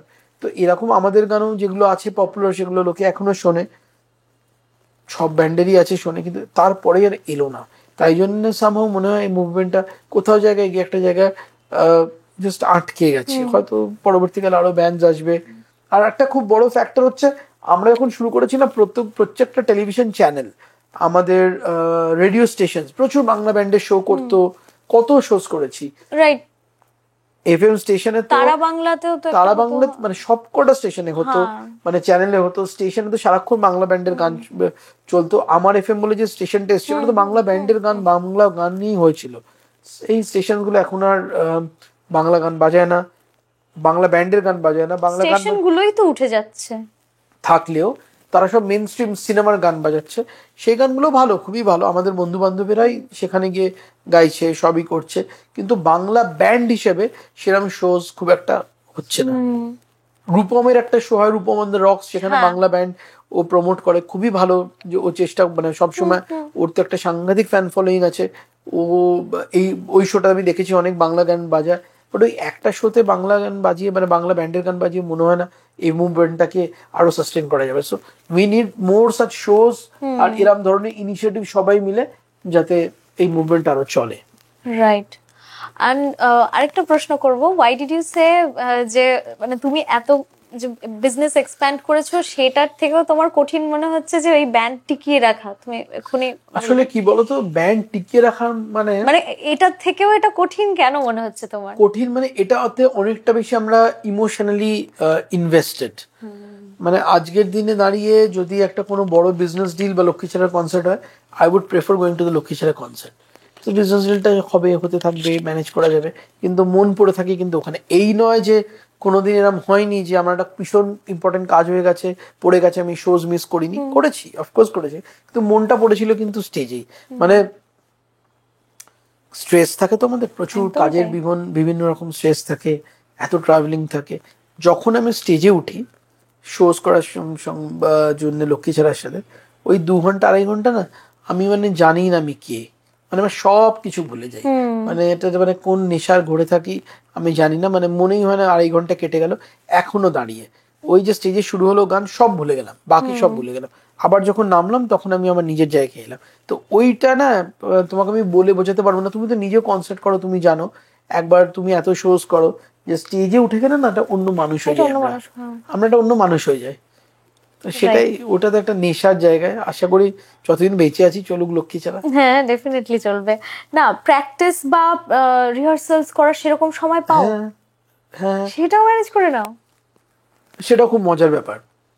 সেটা কি হয়, আমি তো সব বললাম খুব ট্রাভেল করি, বাট আমি যে কদিন থাকি সবার টাইমটা অ্যাডজাস্ট করে, পারহ্যাপস আমরা হচ্ছে একমাত্র বাংলা ব্যান্ড যেটা আমরা সকালবেলা রিহার্সাল করি 9টার সময়, 8:30টার সময়, 1.5 ঘন্টা 2 ঘন্টা রিহার্সাল করি। আমার অফিসটা আমি এমনভাবে বানিয়েছি, আমার অফিসের ভেতরেই লক্ষ্মীছাড়ার একটা স্টুডিও আছে, সেখানে সব ইকুইপমেন্টস আছে। সকালবেলা অফিসে চলেছে। আমি ইন জেনারেল আমার জীবনযাপনটা একটু অদ্ভুত। আমি ভোরবেলা 5টায় উঠি, সারা জীবন ভোরবেলা 5টায় উঠেছি, মানে খুব কম, ছোটবেলা থেকে। হ্যাঁ, আমার সেন্ট জেভিয়ার্সে পড়তাম, অভ্যাস হয়ে গেছিল। তারপর থেকে এরকম খুব কম দিন গেছে যেখানে আমি উঠে সানরাইজ দেখিনি। তো মানে আমি রেগুলার, এটা রেজিমেন্টেড লাইফ আমার। আমি 9:30টার পর ঘুমিয়ে পড়ি, 9:30টাতে ম্যাক্সিমাম 10টা রাত্রি, তারপর আমি জেগে থাকি না ইউজুয়ালি। হ্যাঁ, কোনো না কোনো দিন বাইরে এদিক ওদিক গেলাম, সেটা খুব রেয়ারলি। আমি 7টার পর কোনো কাজ করি না, 7টা 7:30টার পরে স্ট্রিক্টলি কোনো কাজ করি না, বাড়ি চলে যাই, বা হ্যাঁ বাড়িতেই যাই মোটামুটি, আর সেরকম ভাবে কোথাও যাই না। তো সকালবেলা রিহার্সালটা হয় 8:30টার সময়, সবাই আসে, আমরা মোটামুটি 2 ঘন্টা রিহার্সাল করলাম, 10:30টা থেকে ওর অফিস আমার শুরু হয়ে গেল, মানে এই ঘর থেকে ওই ঘর। ওরা ট্রাভেল করলো, তো ওরাও প্রচন্ড ভাবে আমার সাথে কোঅপারেট করে, আমার সঙ্গে অ্যাডজাস্ট করে, আমিও করি, তো সামহাও চলে যাচ্ছে। মানে একটা ব্যান্ড টিকিয়ে রাখার জন্য কিন্তু আরেকটা খুব ইম্পর্টেন্ট হচ্ছে নিজেদের ইকুয়েশনসটা। তো আমরা তো সবাই বন্ধু, ছোটবেলা থেকে দেখে আসছি নিজেদেরকে, তাই জন্য ওই প্রফেশনাল ব্যাপারটা নেই আমাদের। নিজেদের মধ্যে সাংঘাতিক ভাবে আমাদের মানে আমরা নিজেদের মতন করে করি। ধরো আমরা যদি ধরো এই এনএবিসি তে এবার যাচ্ছি, ওই নর্থ আমেরিকান যেটা বাংলা কনফারেন্স যেটা হয়, এবার টরন্টোতে হচ্ছে, আমরা যাচ্ছি। তো আমরা যে শো করতে যাচ্ছি তার থেকে বেশি ইম্পর্টেন্ট হচ্ছে আমরা কোথায় কোথায় যাবো, ওখানে কোথায় কোথায় খেতে যাবো, সেগুলো বল। তো মানে পুরো জিনিসটা বন্ধুদের সাথে একসাথে ঘোরার যে মজাটা, সেটা আমরা লক্ষ্মীছাড়ার সাথেই আমাদের একসাথে অনেকটা পূর্ণ করে দেয়। তবে তোমার সাথে কথা বলতে বলতে একটা এক্স ফ্যাক্টর আমি অলরেডি খুঁজে পেয়ে গেলাম, যে এই যে তোমার সাকসেস বা এক্সপ্যানশন যাই বলি না কেন, এই যে তোমার রুটিন, ভীষণ স্ট্রং একটা রুটিন। সেইটা তুমি বলতে পারো, এইটা মানে সবাই বলে, বন্ধুরাও বলে, হাসি অনেক সময় আমার। এই রুটিনটা আজকের না, এই রুটিনটা আমার অনেক ছোটবেলা থেকে, মানে কলেজের জীবন থেকে, যখন আমরা লক্ষ্মী ছাড়া কনসার্ট করতে যেতাম বা কোনো জায়গায় যেতাম, আমার কয়েকটা বদ অভ্যেস আছে, যেটা হচ্ছে আমি তোমাকে একটু আগেই বলছি, আমি চা খাই না, আমি কফি খাই না, I don't smoke, I am a teetotaller, I don't drink. তো আমার কোনো অন্য ভাইসেস নেই। তো আমাদের বদ অভ্যেস কেন বলছো? মানে লোকের কাছে এখন বদ অভ্যেস, আমি একটু ব্যাকডেটেড হয়ে গেছি। বাট যখন কোনো আগে কনসার্টে যেতাম আমরা, বা কোথাও যখন কনসার্ট করতে যেতাম, বাইরে গেলাম, শো হলো, আমি ঘরে বন্ধ করে, দরজা বন্ধ করে শুয়ে পড়লাম। ওরা সব পার্টি করছে, এসে আমাকে ডাকছে, ওরা জানে, প্রথম প্রথম ডাকতো, তারপর জানতো এই উঠবে না, এই শো মানে শুয়ে পড়লো, শো শেষ মানে। তো এই অভ্যেসটা আমি প্রথম থেকেই রেখেছি। আমার একটা খুবই রেজিমেন্টেড লাইফ আছে, ডিটারমাইন্ড তুমি। হ্যাঁ, সকালবেলা ঘুম থেকে উঠি, ঘুম থেকে উঠে সকালবেলা আমার কিছু নিজের এক্সারসাইজ থাকে, আমার কুকুরকে আমি হাঁটতে নিয়ে যাই যখন থাকি, আমার মেয়েকে এভরিডে আমি স্কুলে নিয়ে, যখন কলকাতায় থাকি ওকে স্কুলে ছাড়তে যাই, তারপর আইদার আমি সকালে হাঁটতে যাই, বলে আমার একটা কুকুর আছে সুশি বলে, সে আমার ছোট মেয়ে, তাকে তার পেছনে প্রচুর টাইম দিই সকালবেলা, সবকিছু করে বাই 9 o'clock আমি অফিসে ঢুকে পড়ি। মানে তার আগে লোকে 9টার সময় ঘুম থেকে ওঠে, তার আগে কিন্তু সকালের জীবনটা আমার আলাদা, পুরো একটা অন্য। আমি লেকে যাই, হাঁটি, মানে বিভিন্ন বিভিন্ন জিনিস করি, কখনো সুইমিং এ গেলাম, কিছু করলাম, মেয়েকে স্কুলে ছাড়লাম। মানে সকালটা যারা দেখে না তাদেরকে আমি এটাই বলবো, সকালটা দেখতে হবে। সকালটা একটা আলাদা জগৎ, ওই পাখির আওয়াজ, ওই কানে তোমার ওই কি বলে এখন ইয়ারপড দিয়ে আমরা যেসব গান শুনি, সেগুলো কিন্তু পাখির আওয়াজ শোনা যায় না। আমিও ইয়ারপড ইউজ করি যখন ফোন টোন আসে, সকালে কথা বলি। বাট সকালবেলাটা না একটা অন্য জগৎ। লেকে আমি বেশিরভাগ দিনই হাঁটতে যাই, জলের পাশ দিয়ে হাঁটি, জাস্ট সব স্ট্রেস যেন জল টেনে নিচ্ছে অদ্ভুত ভাবে। সকালবেলাটা আমার খুব ভালো কাটে, মানে আমি প্রচন্ড ডিসিপ্লিন, তো তাই জন্য এগুলো আমার প্রথম থেকেই। এটা আমার খাওয়া দাওয়া এক সময়, তো আমি এটা মানে এটা ডেফিনেটলি বলতে হবে, আমি তো সাংঘাতিক ওবেস ছিলাম, জানি না তুমি আমাকে আগে কোনদিন দেখেছো কিনা। না, সেভাবে। তো আমার 110 কেজি ওজন ছিল, I was very fat, and now you are 69। Oh my God. তো না, কমিয়েছি, সেই যে কমানোটা প্রায় 40 কেজি যে আমার কমেছে, 40 কেজি বটে, 40 কেজি কমেছে। ওটা একটা আমার ডিটারমিনেশন ছিল, আমি এটা কমাবো। আমি সেই সময় একসাথে 3টে বিরিয়ানি খেতাম, আমি গাবু, আমরা সবাই 2-3টে করে বিরিয়ানি খেতাম, সারাক্ষণ এত খাবার খেতাম। আমাদের কাছে খাওয়া মানে কি, use to hog like a pig, মানে শুয়োরের মতন খেতাম, সারাদিন খেতাম। তো ওইটা এখন জীবন থেকে সরে গেছে, খাবারটাকে কমে গেছে, অনেকটাই কমে গেছে, লিমিটেড খাবার, সবকিছু মিলে। মানে দেখো, জীবনে কিছু পেতে হলে তো কিছু ছাড়তেই হবে। আর আমি যখন আগে এত মোটা ছিলাম, তখন কাজ করতে পারতাম না, হাঁপিয়ে পড়তাম, ঘুমিয়ে পড়তাম, টায়ার্ড হয়ে যেতাম, ল্যাথার্জি।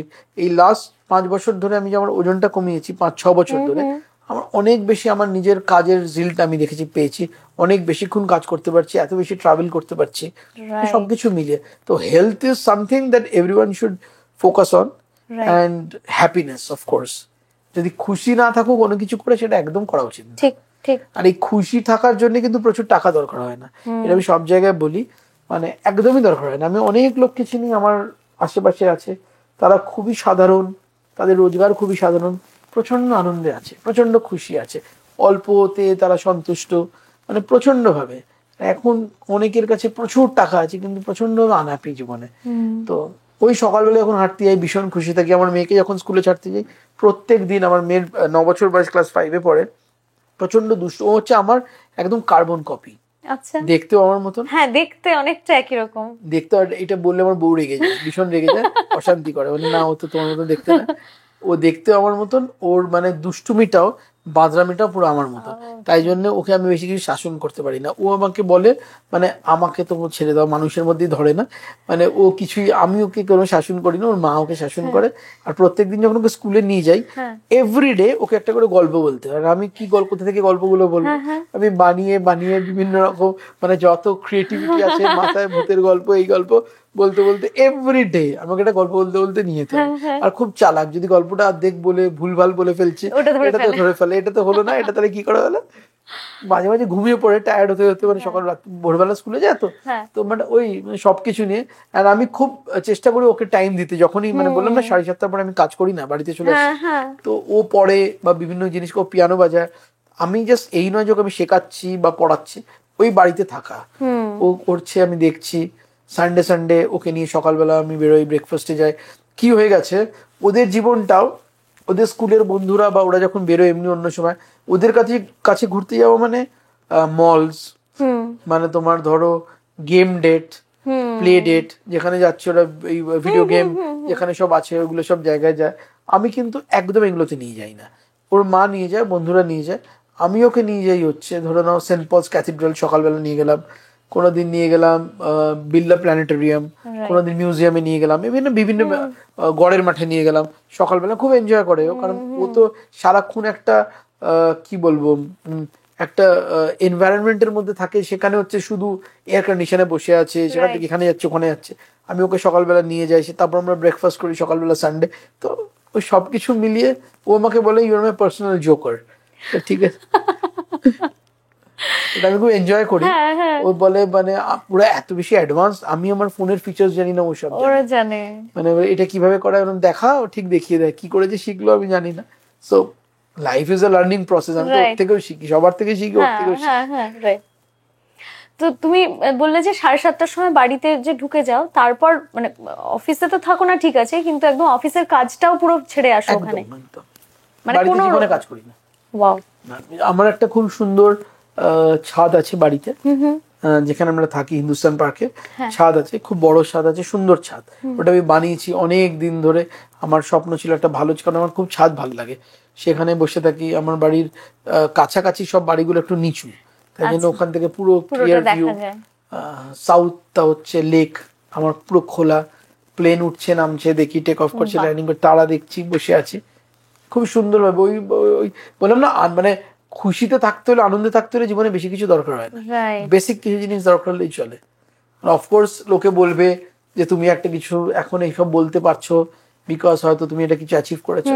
হ্যাঁ, সেটা অবশ্য ঠিকই, কিন্তু সেটা না করলেও আমরা ছোটবেলা থেকে যখন বড় হয়েছে প্রচন্ড আনন্দে থাকতাম। মানে কি কি করেছি আর কি কি করিনি যদি মানে আমি বলতে চাই না, ক্যামেরা দিয়ে শুরু করি, মানে লোকেরা পাগল হয়ে যাবে। ছোটবেলার দুষ্টুমির কিছু কিছু কথা একটু শুনবো। আমি আমার এক বন্ধু, একটা বলছি, বেশি বলতে পারবো না, আমি বেশি বললে মুশকিল হয়, রেপুটেশন খারাপ হয়ে যাবে। আমি ছোটবেলা থেকে খেতে খুব ভালোবাসতাম। আমি আমার এক বন্ধু সেন্ট জেভিয়ার্সে ক্লাস 12-এ বেরিয়েছি পার্ক স্ট্রিটের গেটটা দিয়ে, খুব বিরিয়ানি খেতে ইচ্ছে করছে। ওর পকেটেও টাকা নেই, আমার পকেটেও টাকা নেই। আমার একটা ইএসডি মোটর বাইক ছিল, সেখানে আমি ইয়েতে আসতাম, কলেজে আসতাম, আর তেলটা এমন ভাবেই ভরাতাম ঠিক কলেজে যাবো তো বাড়ি পৌঁছাবো তেলটা শেষ হয়ে যাবে, এরকম ভাবে মাপা তেল ছিল। ঠিক আছে, তো এরকম বেরিয়েছি আমরা, বাইকটা কলেজেই রেখে, কারণ এখন কলেজের বাইরে বেরোলে আর তারা বাড়ি পৌঁছানো যাবে না। বিরিয়ানি খাবো, খুব খিদে পেয়েছে।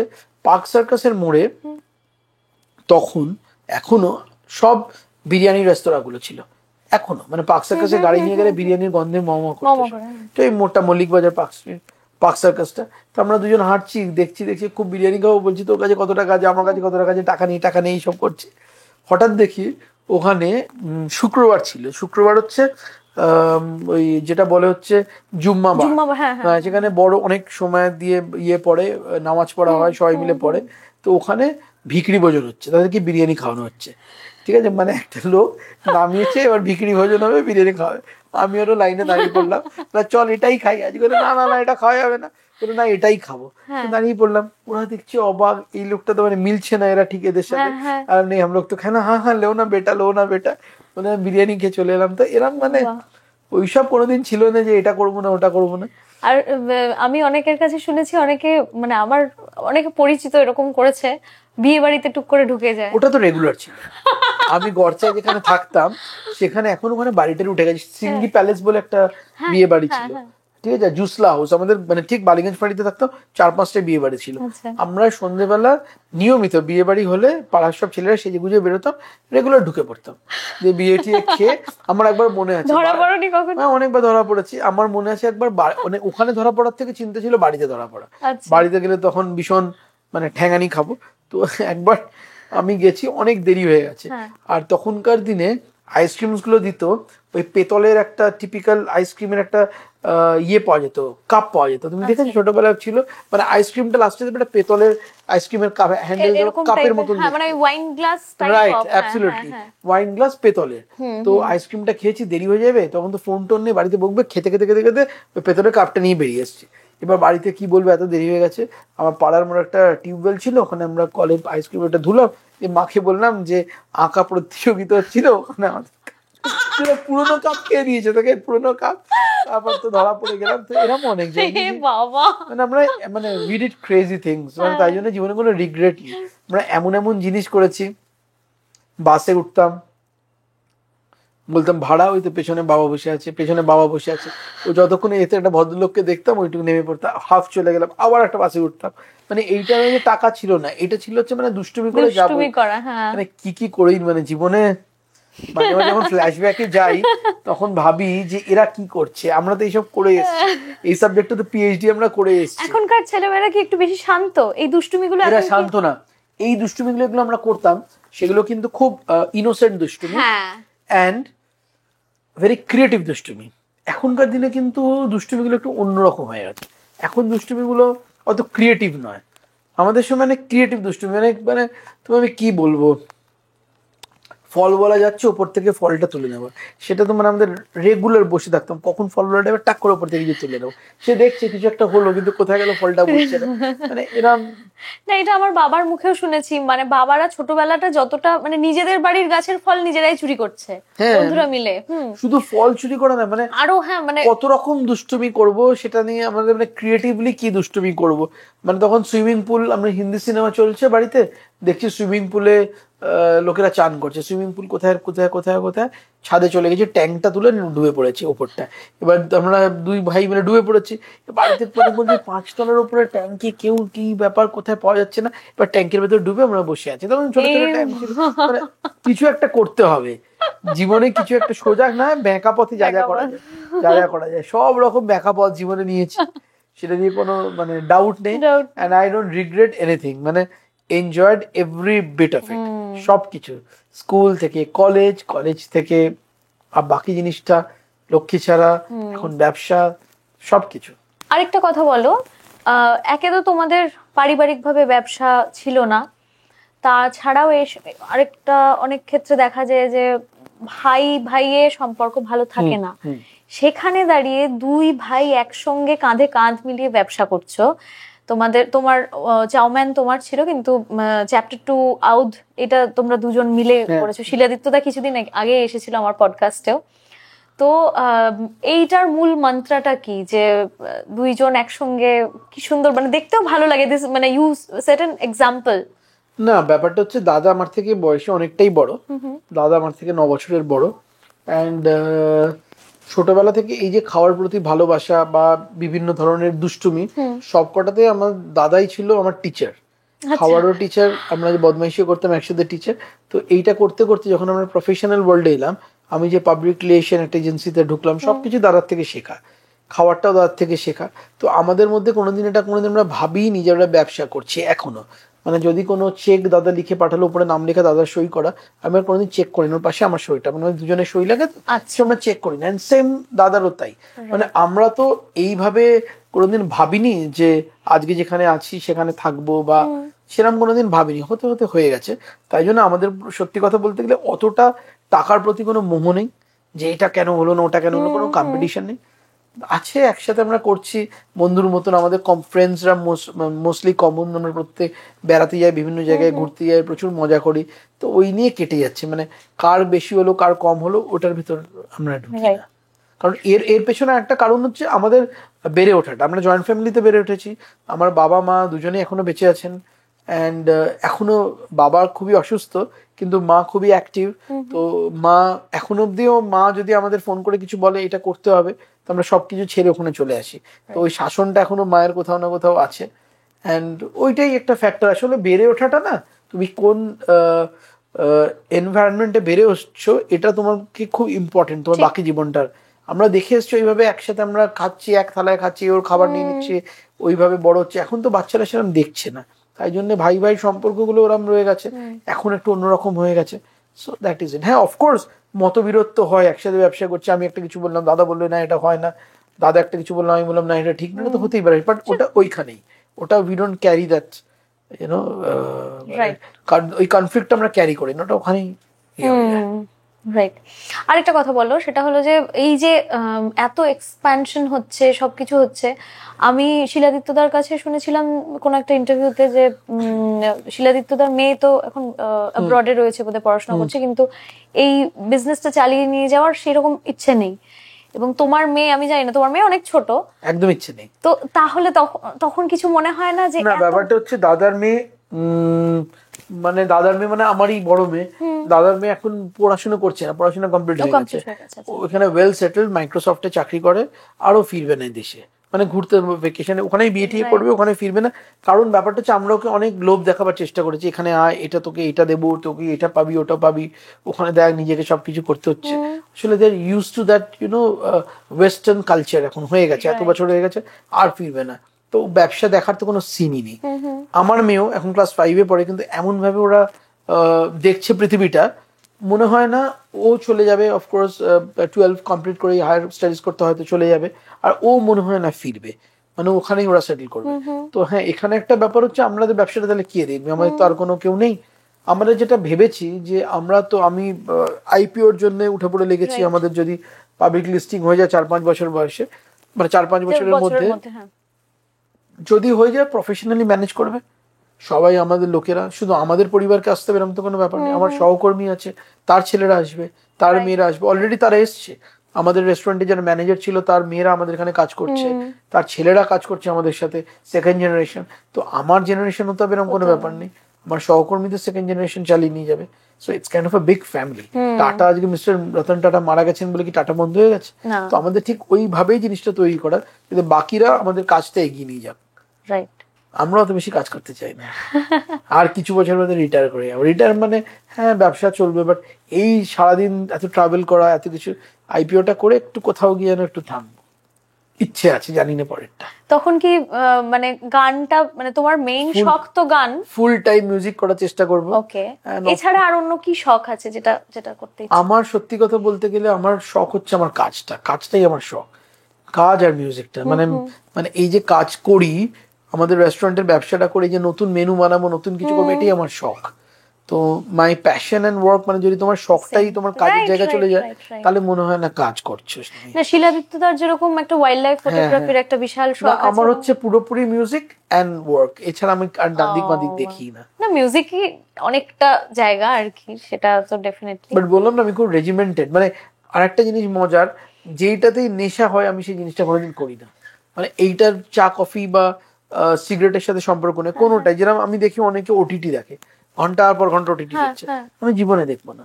আমি দেখবো ওটিটি, আমি ঠিক 15 মিনিট 5 মিনিট, যেই দেখবো এটা নেশা হয়ে যাচ্ছে, I will not do it.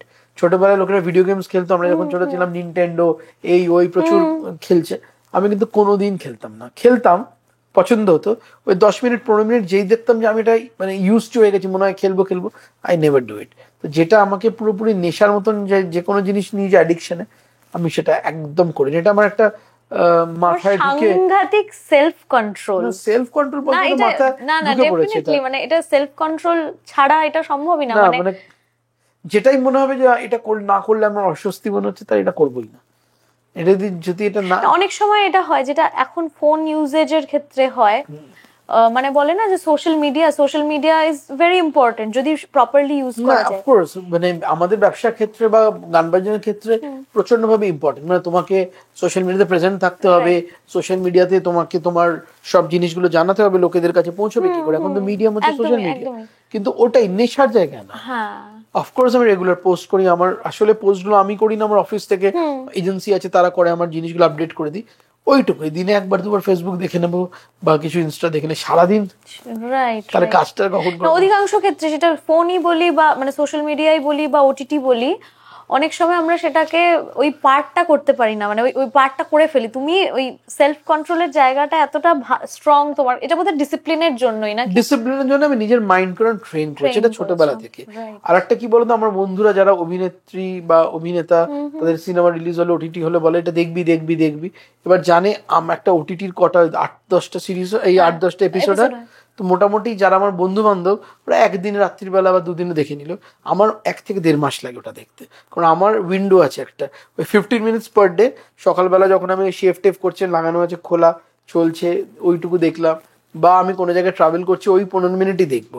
বাড়িতে গিয়ে ওটিটি খুলে বসে থাকা, লড়ো আদার থেকে, ওর থেকে করে তারা দেখো, আকাশ দেখো, that's good, that's actually good. সেটা একটা নেশা বলতে পারো, যে সন্ধ্যেবেলা বাড়িতে গিয়ে কিছু না করে আকাশের দিকে তাকিয়ে থাকাটা।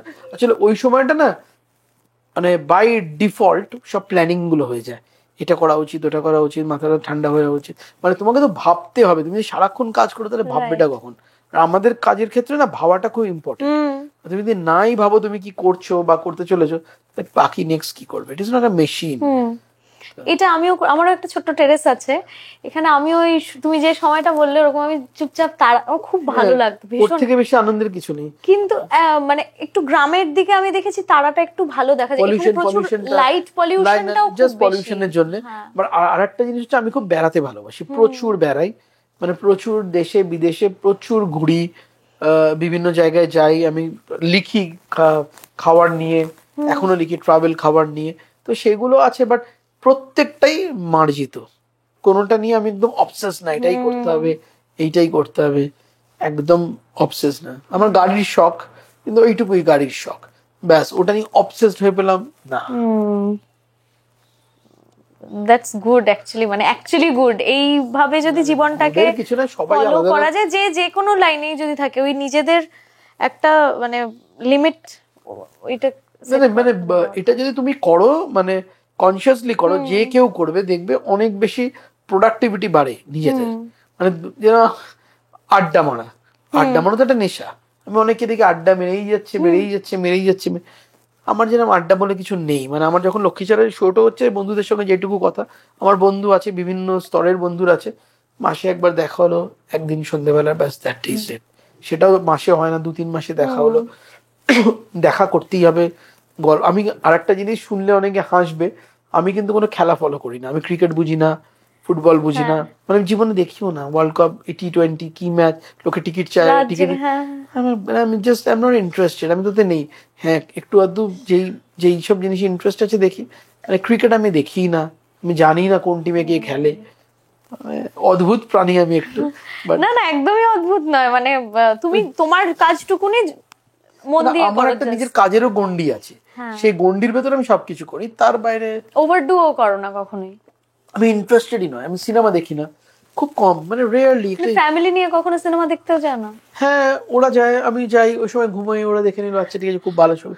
মানে আমার অ্যাপিল করে না সিনেমা দেখতে হবে, মানে অফকোর্স ওরা পছন্দ করে, ওরা খুব ওটিটি দেখে, সিনেমা দেখে, বারণ করি না, কিন্তু আমায় সেটা অ্যাপিল করে না, একদমই করে না। মানে for me it's just a wasting of time. মানে আমি সবাইকে, কাউকে ইয়ে করে, মানে না চটিয়ে আমি বলছি, সিনেমা দেখা খুব ভালো, সিনেমায় যারা অভিনয় করে বা সিনেমায় যারা সবকিছু করে, ডিরেক্টর, সবাই আমাদের বন্ধু, প্রচুর বন্ধু যারা ডিরেক্টরস, অ্যাক্টার্স, অ্যাক্ট্রেসেস। কিন্তু আমার ভাল লাগে না, আমার 3 ঘন্টা বা 2 ঘন্টা বসে সিনেমা দেখা না, রেয়ারলি। লাস্ট কবে কোন সিনেমা হলে গিয়ে দেখেছি আমার যদি জিজ্ঞেস করো, আমায় ভাবতে হবে যে কবে গেছি, মানে এরকমই। একটা ইন্টারভিউতে তোমার দেখেছিলাম, তুমি বলেছিলে যে যখন MBA করছো বা ব্যান্ড ইয়ে হচ্ছে, তখন তুমি বাড়ি ছেড়ে অন্য জায়গায় থাকতে, তো সেটা কি মেইনলি মা বাবার সাথে ক্ল্যাশ হয়েছিল যে না? খুব মজার গল্প। আমি তো যেরকম সবসময় একটু অন্যরকম কিছু চিন্তাধারা, তাই জন্যে একটা সময় হলো আমার বাবার সাথে ঠিক মতো বোন ছিল না, আমি গান বাজনা করছি, এই করছি, ওই করছি। তো আমি কলেজে যখন পড়ি তখনই আলাদা নিজে বাড়ি নিয়ে শিফট করে যাই, মানে আমি একা থাকা শুরু করি। সেই বাড়িটাতে আমি যেখানে থাকতাম সেটা একটা ভুতুরে বাড়ি, কারণ আমার যা বাজেট ছিল সেই বাজেটের মধ্যে একটা বড় বাড়ি পাচ্ছিলাম না, কিন্তু একজন আমায় দিয়ে দিল, পরে জানতে পারলাম সেটা ভুতুরে বাড়ি। কিন্তু কোনোদিনও বাড়িতে আমি একা থাকিনি, বেশিরভাগ দিন আমার কেউ না কেউ বন্ধু আমার সাথে ছিল। অ্যান্ড ওটা ছিল এক্সটেন্ডেড সেন্ট জেভিয়ার্স কলেজ, মানে আমার বাড়িটা আমার, কিন্তু আমি শুধু রাতটুকুই পাচ্ছি, বাকি সময় আমার বন্ধুরাই বাড়িতে আছে। অ্যান্ড একটা গ্রেট টাইম, মানে প্রত্যেকটা সময় আমার ফ্রিজে সব রকম খাবার থাকতো। আমার ডিল ছিল যে তুই আমার বাড়িতে যাবি, রাত্রে ডিনারটা রেখে দিয়ে যাবি, ও যা খাবে একটা ডিনার, আজকে এই খাবার, কালকে চাইনিজ, পরশুদিন পিৎজা, কিছু না কিছু রাখা আছে ফ্রিজে। তো আমার বাড়িতে সবাই বলতো তোর বাড়িতে গেলে তো যে কোনো রেস্তোরাঁ যে কোনো খাবার পাওয়া যাবে। হ্যাঁ, পাওয়া যেত। তো ওই মানে সব রকম জীবনে যা যা করা উচিত না সবই করেছি, করে নিচে। একা থাকারও প্রচুর, মানে এতে না অনেক কিছু, এই যে ডিসিপ্লিনটা বলছো না, এটাও কিন্তু একটা, আমার বাড়িতে যতই বড় বাড়ি হোক বা যতই আমার নিজের লোক থাকুক, প্রচুর লোকজন থাকলেও আমার কাজটা আমি নিজে করতে পছন্দ করি, সেটা আমি কাউকে ঢুকতে দিই না, মানে ওটা আমারটা আমি নিজে করতে হবে। তো সেটা মানে এটা কিন্তু ওই আবার একা যখন থাকতাম আমি প্রত্যেক উইকে যে এত ট্রাভেল করি, প্রত্যেক মাসে যে এত ট্রাভেল করি, আমার কিন্তু সুটকেস কেউ গোছায় না, আমি গোছাবো। তো আমি বললেই গুছিয়ে দেবো, ওরা জানে কে কি আছে, but I will just do it myself, এসে আমি খুলে দিয়ে দেবো। মানে এই অভ্যেসগুলো রয়ে গেছে, বদ অভ্যেস কিনা জানি না, বাট এইগুলো রয়ে গেছে। আমার মনে হয় এটা আমাকে পরবর্তীকালে ডেফিনেটলি এটা অনেক কিছু আরো বেশি ডিভিডেন্ড হয়তো দেবে। একা নিজের, আলটিমেটলি মানুষ তো একাই, দেখো আজকে আছি আমরা, আলটিমেটলি কোনো একটা সময় তো আবার একা হয়ে যেতে হয়। তো ওই সবকিছু নিয়েই। তুমি ছোটবেলা দক্ষিণ কলকাতাতে মানুষ, দক্ষিণ কলকাতা যদিও প্রথম থেকে একটু অন্যরকম, নর্থ ক্যালকাটার থেকে অনেকটাই আলাদা, মডার্ন, কিন্তু দিনকে দিন আরো চেঞ্জ হচ্ছে। তো ছোটবেলার কোন জিনিসটা এখন মিস করো কলকাতা? দেখো কলকাতা, প্রথম কথা আমি কলকাতা নিয়ে বলি। আজকে আমার ব্যবসা বা আমার কাজ যে জায়গায় আছে, সবাই আমায় বলে কলকাতা থাকা উচিত না, কারণ আমাদের যে আইপিওটা আসবে, বা যদি আইপিও নাও আসে, আমাদের যে ন্যাশনাল এক্সপ্যানশন হচ্ছে, সেটা বম্বে থেকে বসে করলে বা আমাদের ব্যাঙ্গালোর বা দিল্লি থেকে বসে করলে এর পেসটা অনেক বাড়ে, মানে কোম্পানির ক্রেডিবিলিটিটা সো কল্ড বাড়ে। স্যাডলি কলকাতার থেকে বসে করলে একটু ক্রেডিবিলিটিটা কোনো জায়গায় হয়তো ইনভেস্টরদের কাছে ওটা কম হয়। তো আমি সেটা একদম মানি না। মানে you can always try and take me out of Calcutta, but আমি এটা বলি you can't take Calcutta out of me. আমি যেতে পারবো না, আমি এখান থেকে বসে করব, সেখানে হলো 2 বছর বাদে হলো, 2 বছর কম হলো। কলকাতার শহরের প্রত্যেকটা প্রান্ত তার একটা আলাদা সিগনিফিকেন্স আছে। আমি সাউথ ক্যালকাটায় বড় হয়েছি, মানে একদম সাউথ ক্যালকাটায় আমার জীবন কেটেছে। বালিগঞ্জ গড়চে রোডে আমি বড় হয়েছি, তারপরে আমার এখন থাকি হিন্দুস্তান পার্কে, সবই সাউথ ক্যালকাটায়। আমার নর্থ ক্যালকাটায় মামার বাড়ি ছিল, নর্থ ক্যালকাটাও প্রচুর সময় কাটিয়েছি, ওটা একটা আলাদা চার্ম। সাউথ ক্যালকাটা একটা আলাদা চার্ম, যেটা মিস করি সত্যি কথা বলতে গেলে। এক সময় যদিও ওটা খুব বাজে, ওই হাতে টানা রিক্সা, মানে একটা যদিও লোকটা কষ্ট করে নিয়ে যেত, কিন্তু ওটা মজা লাগতো। টিং টিং টিং টিং করে ছোটবেলায় ম্যান্ডেভিলা গার্ডেন্স আমাদের স্কুল ছিল, ওখান থেকে নিয়ে আসতো বা যেত, ওটা মিস করি। অনেক ছোট ছোট খাওয়ার দোকান ছিল, সেগুলো বন্ধ হয়ে গেছে। এখন তো আমরা দেখি খাওয়ার দোকান মানেই সব বড় বড় রেস্টুরেন্টস, ক্যাফে খুলে গেছে। এইসব ছোট ছোট কয়েকটা দোকান রয়ে গেছে, যারা মুখার্জি সুইটস বলে একটা বালিগঞ্জ প্লেসে আছে, টেস্টি কর্নার, কত পয়সা না দিয়ে খেয়ে পালিয়েছি ওখান থেকে কচুরি, তোমাকে বলি স্কুলের সময় কত। যারা সাউথ দেখছে আমার এই তোমার পডকাস্টে, যারা সাউথ পয়েন্টে পড়ে, সবাই মনে মনে হাসছে, অনেকে এটা করেছে। তো মানে অনেক জিনিসই হারিয়ে গেছে। ট্রামটা সামহাও হারিয়ে গেছে। আগে আমরা ময়দানে খেলতে যেতাম ট্রামে করে, ওখান থেকে বালিগঞ্জ ফাঁড়ি থেকে ট্রামটা যেত ময়দান অব্দি, সেগুলো হারিয়ে গেছে। বাট কলকাতা ইজ কলকাতা, এটা অন্য চার্ম আছে কলকাতায়। আমি মনে করি মানে এত শহরে ঘুরি, এত শহরে আমার রেস্তোরাঁ আছে, কলকাতাতে যেই ওয়ার্মটা আছে, যেই ভালোবাসাটা আছে, এটা কিন্তু কোনো শহরে নেই। অন্য শহরে নো ওয়ান ইজ বদার্ড তুমি কি করছো, হয়তো ইনফ্রাস্ট্রাকচার ওয়াইজ অনেক বেশি ডেভেলপ করে গেছে, কিন্তু কলকাতার মতন কিন্তু অন্য কোনো শহর কিন্তু আর পাবে না তুমি। আমি নিজে কলকাতার মেয়ে নই, আমি বালুরঘাটের, আমি নর্থ বেঙ্গলের, কিন্তু এতদিন থেকে মানে আমারও কেন জানি না, আমার মধ্যেও কলকাতা আমি বলতে পারি খানিকটা। আমি কালকে রাত্রিরেই ফিরেছি বম্বে থেকে। আমি বম্বে আমার খুব প্রিয়, আমার সমুদ্র খুব ভালো লাগে, এন্ড বম্বে আমার খুবই প্রিয়।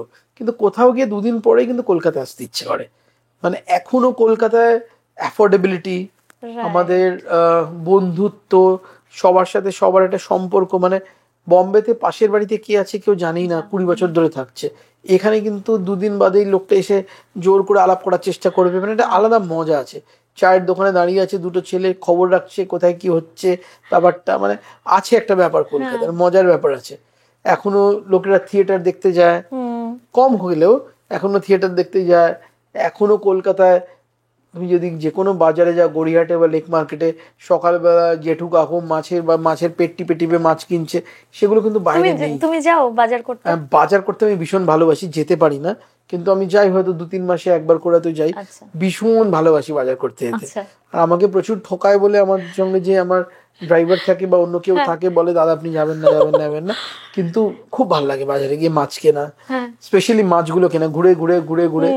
তারপর কিনে আনলে আবার বাড়িতে প্রবলেম, কারণ রাখার জায়গা থাকে না, কারণ আমি কিনতেই থাকি। অনেকটা এমন কিন্তু ফ্রিজ থাকে না, আবার রেস্টুরেন্টে পাঠিয়ে দিতে হয়, ওখানে ফ্রিজে রইলো, পরে খেলাম। তো মানে সবকিছু আমার উল্টো একটু মানে। না না, দ্যাটস গুড। আর একটা কোনো ঝটপট কোন রেসিপি বলো যেটা তোমার খুব পছন্দের। দেখো আমি কিন্তু একদম খাবার কিচ্ছু জানি না, মানে বানাতে জানি না, খাবারের স্বাদটা জানি কিছু তো তোমাকে কিচ্ছু জানি স্টাডি না। করতে হয়েছে। স্টাডি করতে হয়েছে, আমি তোমাকে রেসিপি বলতে পারবো না, স্বাদ বলতে পারবো, কিন্তু একটা খাবার যেটা মানে আমি যেটা একমাত্র খাবার বানাতে পারি সেটা হচ্ছে চিজ চেরি পাইনাপেল। খেয়েছো কোনোদিন? Cheese chilli pineapple? Cheese cherry pineapple, cheese cherry সেটা কিছুই না, একটা চিজকে কাটতে হবে, একটা পাইনাপেল কাটতে হবে, একটা চেরি দিতে হবে, বরফের মধ্যে দিয়ে খেতে হবে। সেটা পার্ক স্ট্রিটের একসময় বিখ্যাত খাবার ছিল, আস্তে আস্তে অনেক রেস্টুরেন্টে কমে গেছে, তাও সাউথ ক্যালকাটায় পাওয়া যায়, আমাদের চ্যাপ্টার 2 তে পাওয়া যায়। আচ্ছা, এন্ড মানে জাস্ট চিজ চেরি এন্ড বাড়িতে ট্রাই করো তুমি, মানে ইউল গো ক্রেজি। একটু চিজ নেবে, একটু চেরি নেবে, একটা পাইনাপেল নেবে, একটা টুথপিক দিয়ে ঢোকাবে, ফ্রিজে রাখবে, ঠান্ডা করে খাবে, তারপর দেখবে কিরকম লাগে। ওকে, দেখতে সেই একটা জিনিসই বানাতে পারি, যেটা আমার মেয়ের ফেভারিট, বলে বাবা মেক দ্যাট ফর মি, ঠিক আছে, আমি ওটাই শুধু একমাত্র বানাতে পারি, বাকি আমি কিচ্ছু পারি না। আমি ডিম বয়েল করতে পারি না, কিচ্ছু পারি না, কিচ্ছু মানে কিচ্ছু না, ট্রাস্ট মি। আচ্ছা, তোমার তিনটে আউটলেট না, তিনটে ব্র্যান্ড রয়েছে, চাউম্যান, আউধ, চ্যাপ্টার 2, সব থেকে পছন্দের কোনটা? এই প্রশ্নটার কোনো উত্তর নেই, এটা আমাকে মাঝে মাঝে লোকে জিজ্ঞেস করে। তোমার যদি জিজ্ঞেস করে তোমার কোন আঙুলটা বেশি পছন্দ, তিনটের মধ্যে এটা কাটলে বেশি লাগবে, এটা কাটলে, এটা তিনটে আমার তিনটে মাই থ্রি বেবিজ। বাট আমি তোমায় বলি, যেরকম আমি চাউমিনের গল্পটা বললাম, অতটাও ঠিক সেভাবেই হয়েছিল। যখন দাদার আমি একসাথে শুরু করলাম, আমরা বলেছিলাম যে এত তো বিরিয়ানির দোকান আছে, লোকেরা খায়, পার্ক সার্কাস এরিয়াতে তো মানে ভরে গেছে, মানে they kind of dominate the biryani industry এখানে, তাহলে আমাদের বিরিয়ানি কেন খাবে? তো দাদার আমি লখনৌ গেলাম, প্রায় 12 দিন ছিলাম লখনৌতে, অ্যান্ড উই গট দিস গালোটি কাবাব। আমি প্রাউডলি আজকে বলতে পারি, কলকাতায় প্রথম গালোটি কাবাব আমরা শুরু করি, পপুলার করি, লোকেরা ওই গালোটি কাবাব আমাদের পরোটা খেতে লাইন দিয়ে লোকেরা খায়। প্রথম হাঁড়িতে বিরিয়ানি বিক্রি করা শুরু করি, যেটা লোকেরা ঘি দিয়ে হাঁড়িতে বিরিয়ানি আমরা খাই। অ্যান্ড আজকের দিনে দাঁড়িয়ে, অ্যাজ আই স্পিক, আজকের দিনে সবাইকে টেক্কা দিয়ে মোটামুটি কলকাতার প্রথম 1-2 নম্বর হাইয়েস্ট সেলিং ব্র্যান্ডস কিন্তু আমরাই। তো সেটা ডেফিনেটলি আমাদের একটা মানে খুবই গর্বের ব্যাপার, আনন্দের ব্যাপার। কিন্তু যারা প্রচুর বছর ধরে এই ব্যবসা করেছে, তাদেরকে মানে জাস্ট কোথাও পিছিয়ে, মানে পেছনে ফেলে আমরা এগিয়ে গেছি, জাস্ট ওই প্যাশনটা ছিল বলে।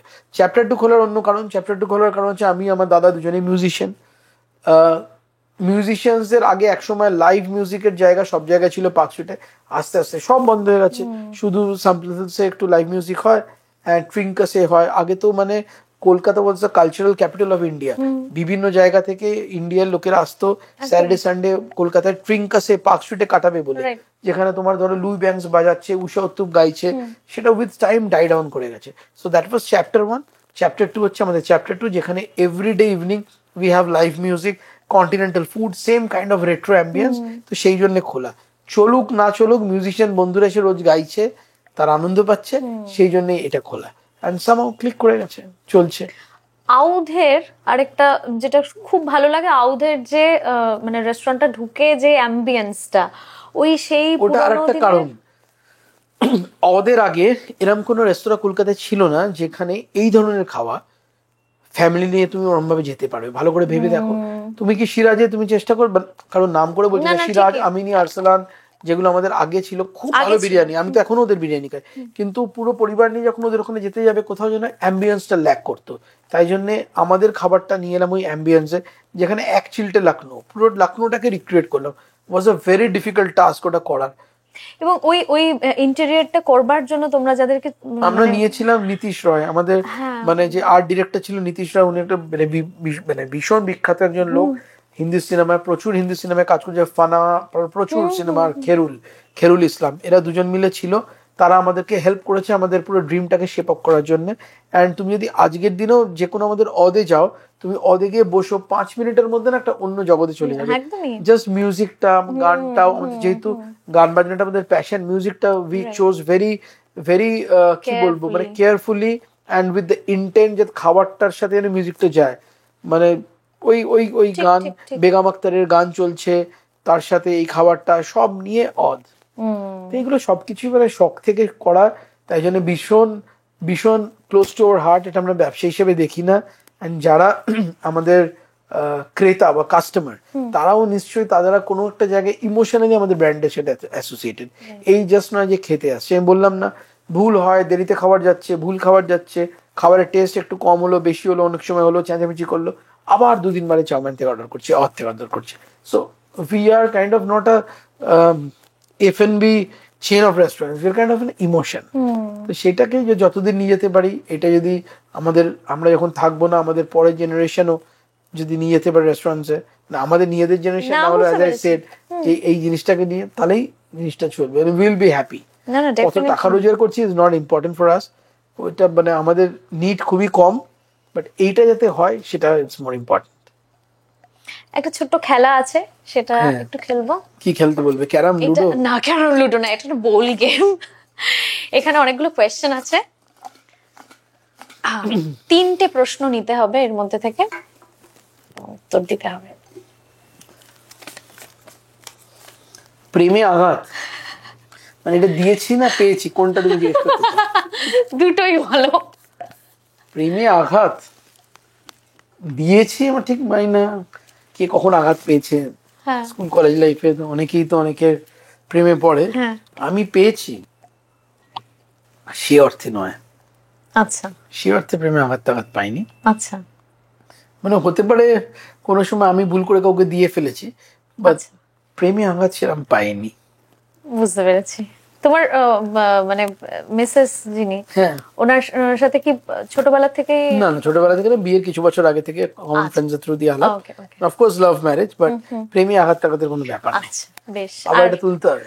3টে টোটাল।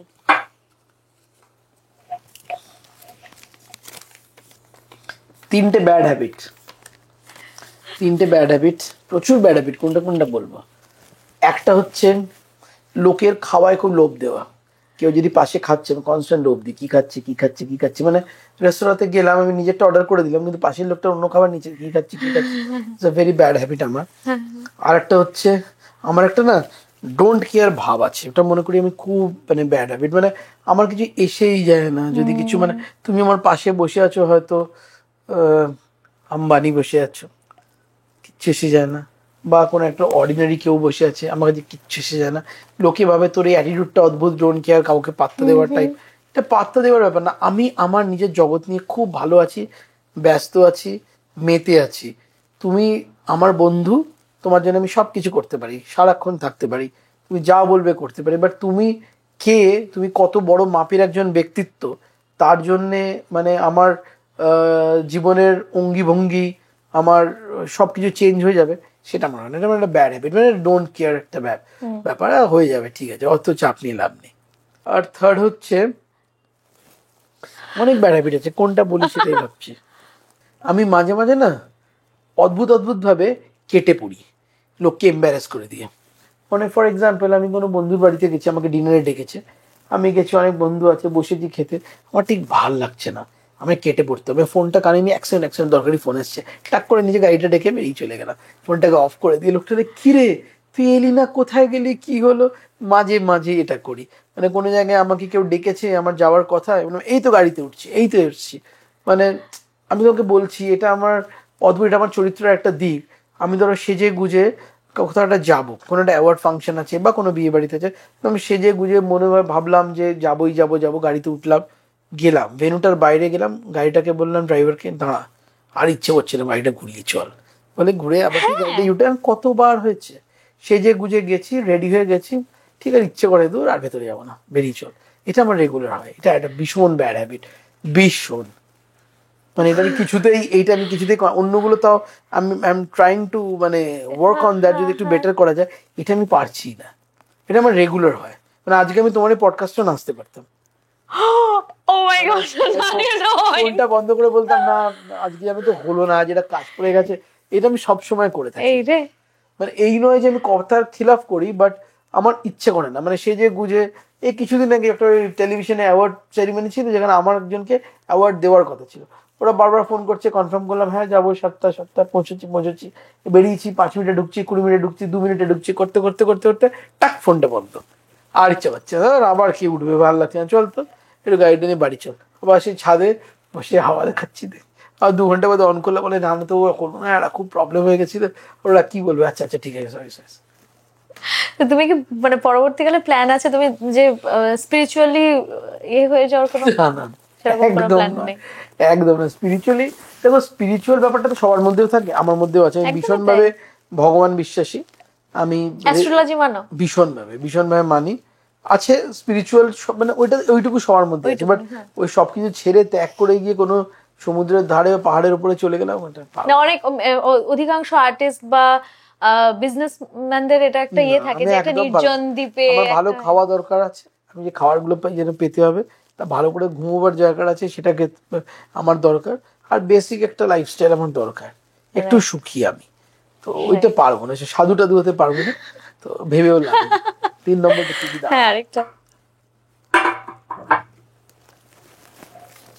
এটা আবার কি লিখেছো? তোমার পলিটিক্যাল আইডিওলজি। এটা তো কঠিন প্রশ্ন। পলিটিক্যাল আইডিওলজি বলতে আমি পলিটিক্যালি আমার মনে হয় পলিটিক্সটা বা কোনো পলিটিক্যাল আইডিওলজি বেশি কাছে যেতে নেই। এখানেও একটা ব্যাপার আমার, কারণ কোনো পলিটিশিয়ান, কাউকে আমি খারাপ ভালো বলছি না, অফকোর্স পলিটিশিয়ানস আছে বলেই দেশটা আছে, ওনারাই চালাচ্ছে। আমার মনে হয় সূর্যের মতন, সূর্যের তাপ নাও, জানলা খুলে দাও, সূর্যের আলো নাও, সূর্যের কাছে যেতে নেই, পুড়ে যাবে। তাই জন্য আমি কোনো আইডিয়ালি তো বিশ্বাস করি না, আর কাছাকাছিও যাই না, দূরে দূরে থাকি। সবার সঙ্গে যোগাযোগ আছে, প্রত্যেকেই বন্ধু, প্রত্যেককে আমি ভীষণ সম্মান করি, কিন্তু বেশি কাছাকাছি যেতে চাই না। নিজের মতন আছি, ভালোই আছে, ওই একটা ডোন্ট কেয়ার অ্যাটিটিউড, ঠিক আছে হয়ে যাচ্ছে তো। বাট সবার সাথে আমার খুব ভালো সম্পর্ক, দল বিশেষে সবার সাথে, অ্যান্ড সেই সম্পর্কটা রাখতে চাই। আমার কোনো আইডিওলজি নেই, একদম পলিটিক্যাল কোনো আইডিওলজি নেই। আমি একটু একদম একদম আমজনতা, যেরাম বোতল দেবে জল আমি সেই বোতলে শেপ নিয়ে নেবো, সুবিধাবাদী পার্টি, আর কোনো কিছু বলো না। একদম একদম সুবিধাবাদী পার্টি, ঠিক আছে। সেখানে না, অনেক কিছু না রেগে টেগে যাবে, রেগে যাওয়ার কিচ্ছু নেই, একদম কিচ্ছু না। আমি এটাই, কারণ মিথ্যা কথা বলবো, বড় বড় কথা বলবো। এখন আমি এই দলে বিশ্বাস করি, ওই প্রত্যেকটা দলের নিজস্বতা আছে, প্রত্যেকটা দলের নিজস্বতাটাকে অ্যাকসেপ্ট করা উচিত, প্রত্যেকটা দলের একটা আলাদা আলাদা করে। আমি যেরকম মমতা ব্যানার্জির ভীষণ ফ্যান, ভীষণ ফ্যান, মানে ওইভাবে একজন মহিলা, মানে এত পুরুষ ডমিনেটেড আমাদের সোসাইটিতে, এরম ভাবে যে এই দাপটে রাজ্য চালিয়ে যাচ্ছেন, যে যা বলুক আমি বিশাল বড় ফ্যান। তো বাট এই নয় যে আমি সারাদিন ধরে ওনার আইডিওলজি ফলো করছি, দলটা ফলো করছি না, এরকম কোনো ব্যাপারই নয়। ভাল লাগে আমার খুব ভাল লাগে। আমার বামপন্থী অনেক জিনিসও খুব ভাল লাগতো। আমি দেখতাম, আমার কিছু বন্ধু ছিল তারা কঠোর কমিউনিস্ট, তাদের বাড়িতে যেতাম, দেখতাম ড্রাইভার, মেড সার্ভেন্ট সবাই একসাথে টেবিলে বসে খাচ্ছে, এটা আমার সাংঘাতিক লাগতো। বাহ, এটা কি, এটা তো আমি ফলো করার চেষ্টা করতাম।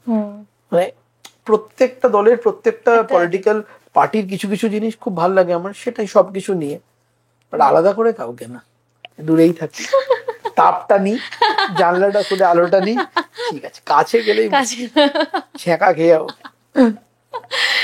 That's good. মোটামুটি আমরা অনেকটাই আলোচনা করলাম। দেবাদিত্য চৌধুরীকে দূর থেকে যতটা জেনেছিলাম, আজকে অনেকটা বেশি জানতে পারলাম, আমার অডিয়েন্সও আরো অনেকটা বেশি জানতে পারলো আমার মনে হয়। Thank you so much. তুমি আমাকে ডাকলে, শোটা খুব ভালো লাগলো, তোমার এই পডকাস্টটা। আজও কিন্তু তোমাকে ঝুলিয়ে দিতাম, 90% চান্স ছিল।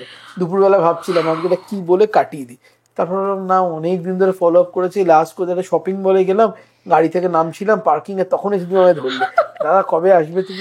ঠিক আছে ঠিক আছে, না এতটা ভগবান ক্ষমা করবে না, যেতেই হবে ওর কাছে, তাই জন্য চলে এলাম। বাট খুব ভালো লাগলো, তোমার একটা খুব সুন্দর সেট আপ, খুব মিষ্টি তোমার টিম প্রত্যেকে। অ্যান্ড আশা করি আপনারা যারা এই পডকাস্টটা দেখছেন ওকে ফলো করবেন। অ্যান্ড ও খুব, মানে ও তো আমার ইন্টারভিউ নিচ্ছিল, আমারও ওর ইন্টারভিউ নেওয়া উচিত ছিল। ও খুব ভালো একজন সিঙ্গার, আমি ওকে এজ সিঙ্গার হিসেবেই জানি। ওর প্রচুর শোজ দেখেছি, আমি অনেক শোজ করিয়েছি ওকে দিয়ে। অ্যান্ড খুব মিষ্টি একটি মেয়ে। আপনারা পডকাস্টটা ফলো করতে থাকুন, আর এরম অনেকে মজার মজার কথা বলবে, মজার মজার আলোচনা হবে, ইন্টারেস্টিং আলোচনা হবে, ওর সাথে থাকুন। Thank you very much. ছোট্ট গিফট আছে, এটা ছোট্ট গিফটের সাইজ, তাহলে আমি বোধহয় সাইজে ছোট হয়ে গেছে, তেমন কাছে বড় মনে হচ্ছে। ছোট গাছ, বাহ, এইটা একটা খুব প্রিয় জিনিস দিয়েছে আমার। আমার ফুল খুব ভালো লাগে, গাছ খুব ভালো লাগে, এটা আমার ছাদে থাকবে। Thank you. খুব সুন্দর, thank you so Thank you, thank you. খুব ভালো লাগলো, খুব ভালো সময় কাটলো। আমারও থ্যাংক ইউ। Thank you.